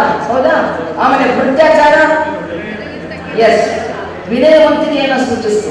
ಇದು ಬಿಟ್ಟು ಇನ್ನಿದೆ ಕ್ರಿಯಾಚಾರ, ಭಾವಾಚಾರ, ಜ್ಞಾನಾಚಾರ, ಸತ್ಯಾಚಾರ, ಧರ್ಮಾಚಾರ, ಧರ್ಮಾಚಾರ, ನಿತ್ಯಾಚಾರ. ಸಾಕಷ್ಟು ಆಚಾರಗಳಿದ್ದಾರೆ. ಎಲ್ಲ ವಚನಗಳು ಆಚಾರವೇ, ಏನು ಇದು ಅನ್ನೋದು ಬಿಡಿಸಂಗಿಲ್ವೇ ಇಲ್ಲ. ಇಲ್ಲಿ ಹೇಳ್ತಾರೆ ಲಿಂಗಾಚಾರದಿಂದ ಏನಾಯ್ತು? ಅಂಗ ಶುದ್ಧ ಆಯಿತು. ಸದಾಚಾರದಿಂದ ಮನ ಶುದ್ಧ ಆಯಿತು. ಶಿವಾಚಾರದಿಂದ ಧನ ಶುದ್ಧ ಆಯಿತು. ಧನ ಅಂದರೆ ಭಾವ ಸಂಪತ್ತು. ಗಣಾಚಾರದಿಂದ ನಡೆ, ವೃತ್ಯಾಚಾರದಿಂದ ನುಡಿ, ಕ್ರಿಯಾಚಾರದಿಂದ ಕರ್ಮೇಂದ್ರಿಯಗಳು ಶುದ್ಧವಾದವು. ಜ್ಞಾನಾಚಾರದಿಂದ ಜ್ಞಾನೇಂದ್ರಿಯಗಳು, ಭಾವಾಚಾರದಿಂದ ನಿಜ ಸ್ವರೂಪವನ್ನು ಅರಿಯತಕ್ಕಂಥ ವಿಚಾರ, ಸತ್ಯಾಚಾರದಿಂದ ವಿಷಯಗಳ ಶುದ್ಧಾದವು, ನಿತ್ಯಾಚಾರದಿಂದ ವಾಯುಗಳು ಮಹಾಪ್ರಸಾದವಾದವು, ಧರ್ಮಾಚಾರದಿಂದ ಲಿಂಗ ಅಂಗ ಆಗುವ ರೀತಿಯನ್ನು ತೋರಿಸಿಕೊಟ್ಟು, ಇನ್ನು ಸರ್ವಾಚಾರದಿಂದ ಸರ್ವಾಂಗ ಜ್ಯೋತಿ ನನ್ನಲ್ಲಿ ಎಲ್ಲವನ್ನೂ ಕೂಡ ಅವನು ಉತ್ಕೃಷ್ಟವಾದ ರೀತಿಯಲ್ಲಿ ಅದನ್ನು ಕೊಂಡು ಹೋಗಬೇಕು ಅನ್ನೋ ಭಾವ ನನ್ನಲ್ಲಿ ಅಳವಡಿಸಿದ್ರು. ಈಗ ಎಲ್ಲರೂ ಚೆನ್ನಾಗಿ ಬರುತ್ತಾ? ಪ್ರಶ್ನೆ ಪತ್ರಿಕೆ ಕೊಟ್ಟು ಬರೀತೀರಾ? ಪಂಚಾಚಾರಗಳು, ಲಿಂಗಾಚಾರ, ಸದಾಚಾರ, ಶಿವಾಚಾರ, ಗಣಾಚಾರ, ವೃತ್ಯಾಚಾರ, 5 ಆಚಾರಗಳು. ಅದನ್ನು ಬಿಟ್ಟು ಬೇಕಾದಷ್ಟಿದೆ. ಆಮೇಲೆ ಇನ್ನೊಂದೇನು ಹೇಳ್ತಾರೆ, ತಾಯಿ ಅಂದರೆ ಲಿಂಗಾರ್ಚನೆ ಮಾಡಿದ ಹೊರತು ಪ್ರಸಾದವನ್ನು ಸ್ವೀಕಾರ ಮಾಡಬಾರದು. ಲಿಂಗಾರ್ಚನೆ ಮಾಡದ ಹೊರತು ಪ್ರಸಾದವನ್ನು ಸ್ವೀಕಾರ ಮಾಡಬಾರದು. ತಾಯಿ ಮಗುವಿಗೆ ಹಾಲನ್ನು ಕೊಡಬೇಕಾದ್ರೂ ಕೂಡ ಅದರಲ್ಲಿ ಪಂಚಪ್ರಣವನ್ನು ಪಡೆದೇ ಮಗುವಿಗೆ ಹಾಲು ಉಳಿಸಬೇಕು. ಆಮೇಲೆ ಸ್ನಾನ ಮಾಡ್ತೀವಲ್ಲ ನಾವು, ಸ್ನಾನ ಮಾಡಿದ ತಕ್ಷಣ ಮಡಿಬಟ್ಟೆ ಇರುತ್ತಲ್ಲ, ಮಡಿಬಟ್ಟೆಯೂ ಕೂಡ ಪಂಚಪೂರ್ಣ ಪ್ರಣವ ಬರೀಬೇಕು, ಅದನ್ನು ಧಾರಣೆ ಮಾಡಬೇಕು. ಮುದ್ರೆ ಇಲ್ಲದೆ ಹಸುವಿನ ಹಾಲನ್ನು ಕಡಿಬಾರದು ಅಂತ ಹೇಳ್ತಾರೆ. ಅಂದ್ರೆ ಲಿಂಗ ಮುದ್ರೆ ಹಾಕ್ಬೇಕಂತ. ಲಿಂಗ ಮುದ್ರೆ ಹಾಕಿ ಹಸುವಿನ ಹಾಲನ್ನು ಕರಬೇಕು. ಯಾಕಂದ್ರೆ ಹಸುವಿನ ಹಾಲು ಅದು ಕರುವಿಗೆ ಇರತಕ್ಕಂಥದ್ದು. ನಾವು ಕುಡಿಲಿಕ್ಕೆ ಕಲ ಇರುವಂಥದ್ದು. ಹೌದಾ? ಅದು ನಾವು ಕುಡಿತೀವಿ ಅಂದ್ರೆ ಲಿಂಗ ಅದು ಶುದ್ಧ ಮಾಡ್ಕೊಂಡು ಕುಡಿಯುವಂಥದ್ದು. ಸ್ನಾನ ಮಾಡಕ್ಕೆ ಹೋದಾಗಲೂ ಕೂಡ ಬಕೆಟಿಗೆ ನೀರು ತುಂಬಿದ ತಕ್ಷಣ ಪಂಚಕೋಣ ಪ್ರಣವ ಕೊಡ್ತದೆ, ಶುದ್ಧವನ್ನು ಮಾಡಿ ನಾವು ಅದನ್ನು ಮಹಾಲಿಂಗ ಮಜ್ಜನ ಅಂತ ಮಾಡ್ಕೊಳ್ಳುವಂಥದ್ದು. ಹೇಳಿದ್ರಲ್ಲ, ಆಚಾರಲಿಂಗ, ಗೌಲಿಂಗ, ಶಿವಲಿಂಗ, ಜಂಗಮಲಿಂಗ, ಪ್ರಸಾದಲಿಂಗ, ಇದೆಲ್ಲ ಅನ್ಕೊಂಡು ನಾವು ಸ್ನಾನ ಮಾಡಬೇಕು. ಆವಾಗ ಎಲ್ಲ ಬಿಡುತ್ತೆ, ಎಲ್ಲವೂ ಈ ವಚನಗಳೆಲ್ಲವೂ ಕೂಡ ನಮಗೆ ಕರಗತ ಆಗ್ಬಿಡುತ್ತೆ ಅನ್ನೋ ಭಾವ ಇದಿಷ್ಟು ನನ್ನ ಅರಿವಿಗೆ ಬಂದದ್ದು. ತಮ್ಮೆಲ್ಲರ ಶ್ರೀಪಾದಕ್ಕೆ ಸರ್ವರಿಗೂ ಕೂಡಲ ಸಂಗಮ ದೇವಾ, ಕೂಡಲ ಸಂಗಮ ದೇವಾ, ಕೂಡಲ ಸಂಗಮ ದೇವಾ, ಕೂಡಲ ಸಂಗಮ ದೇವಾ.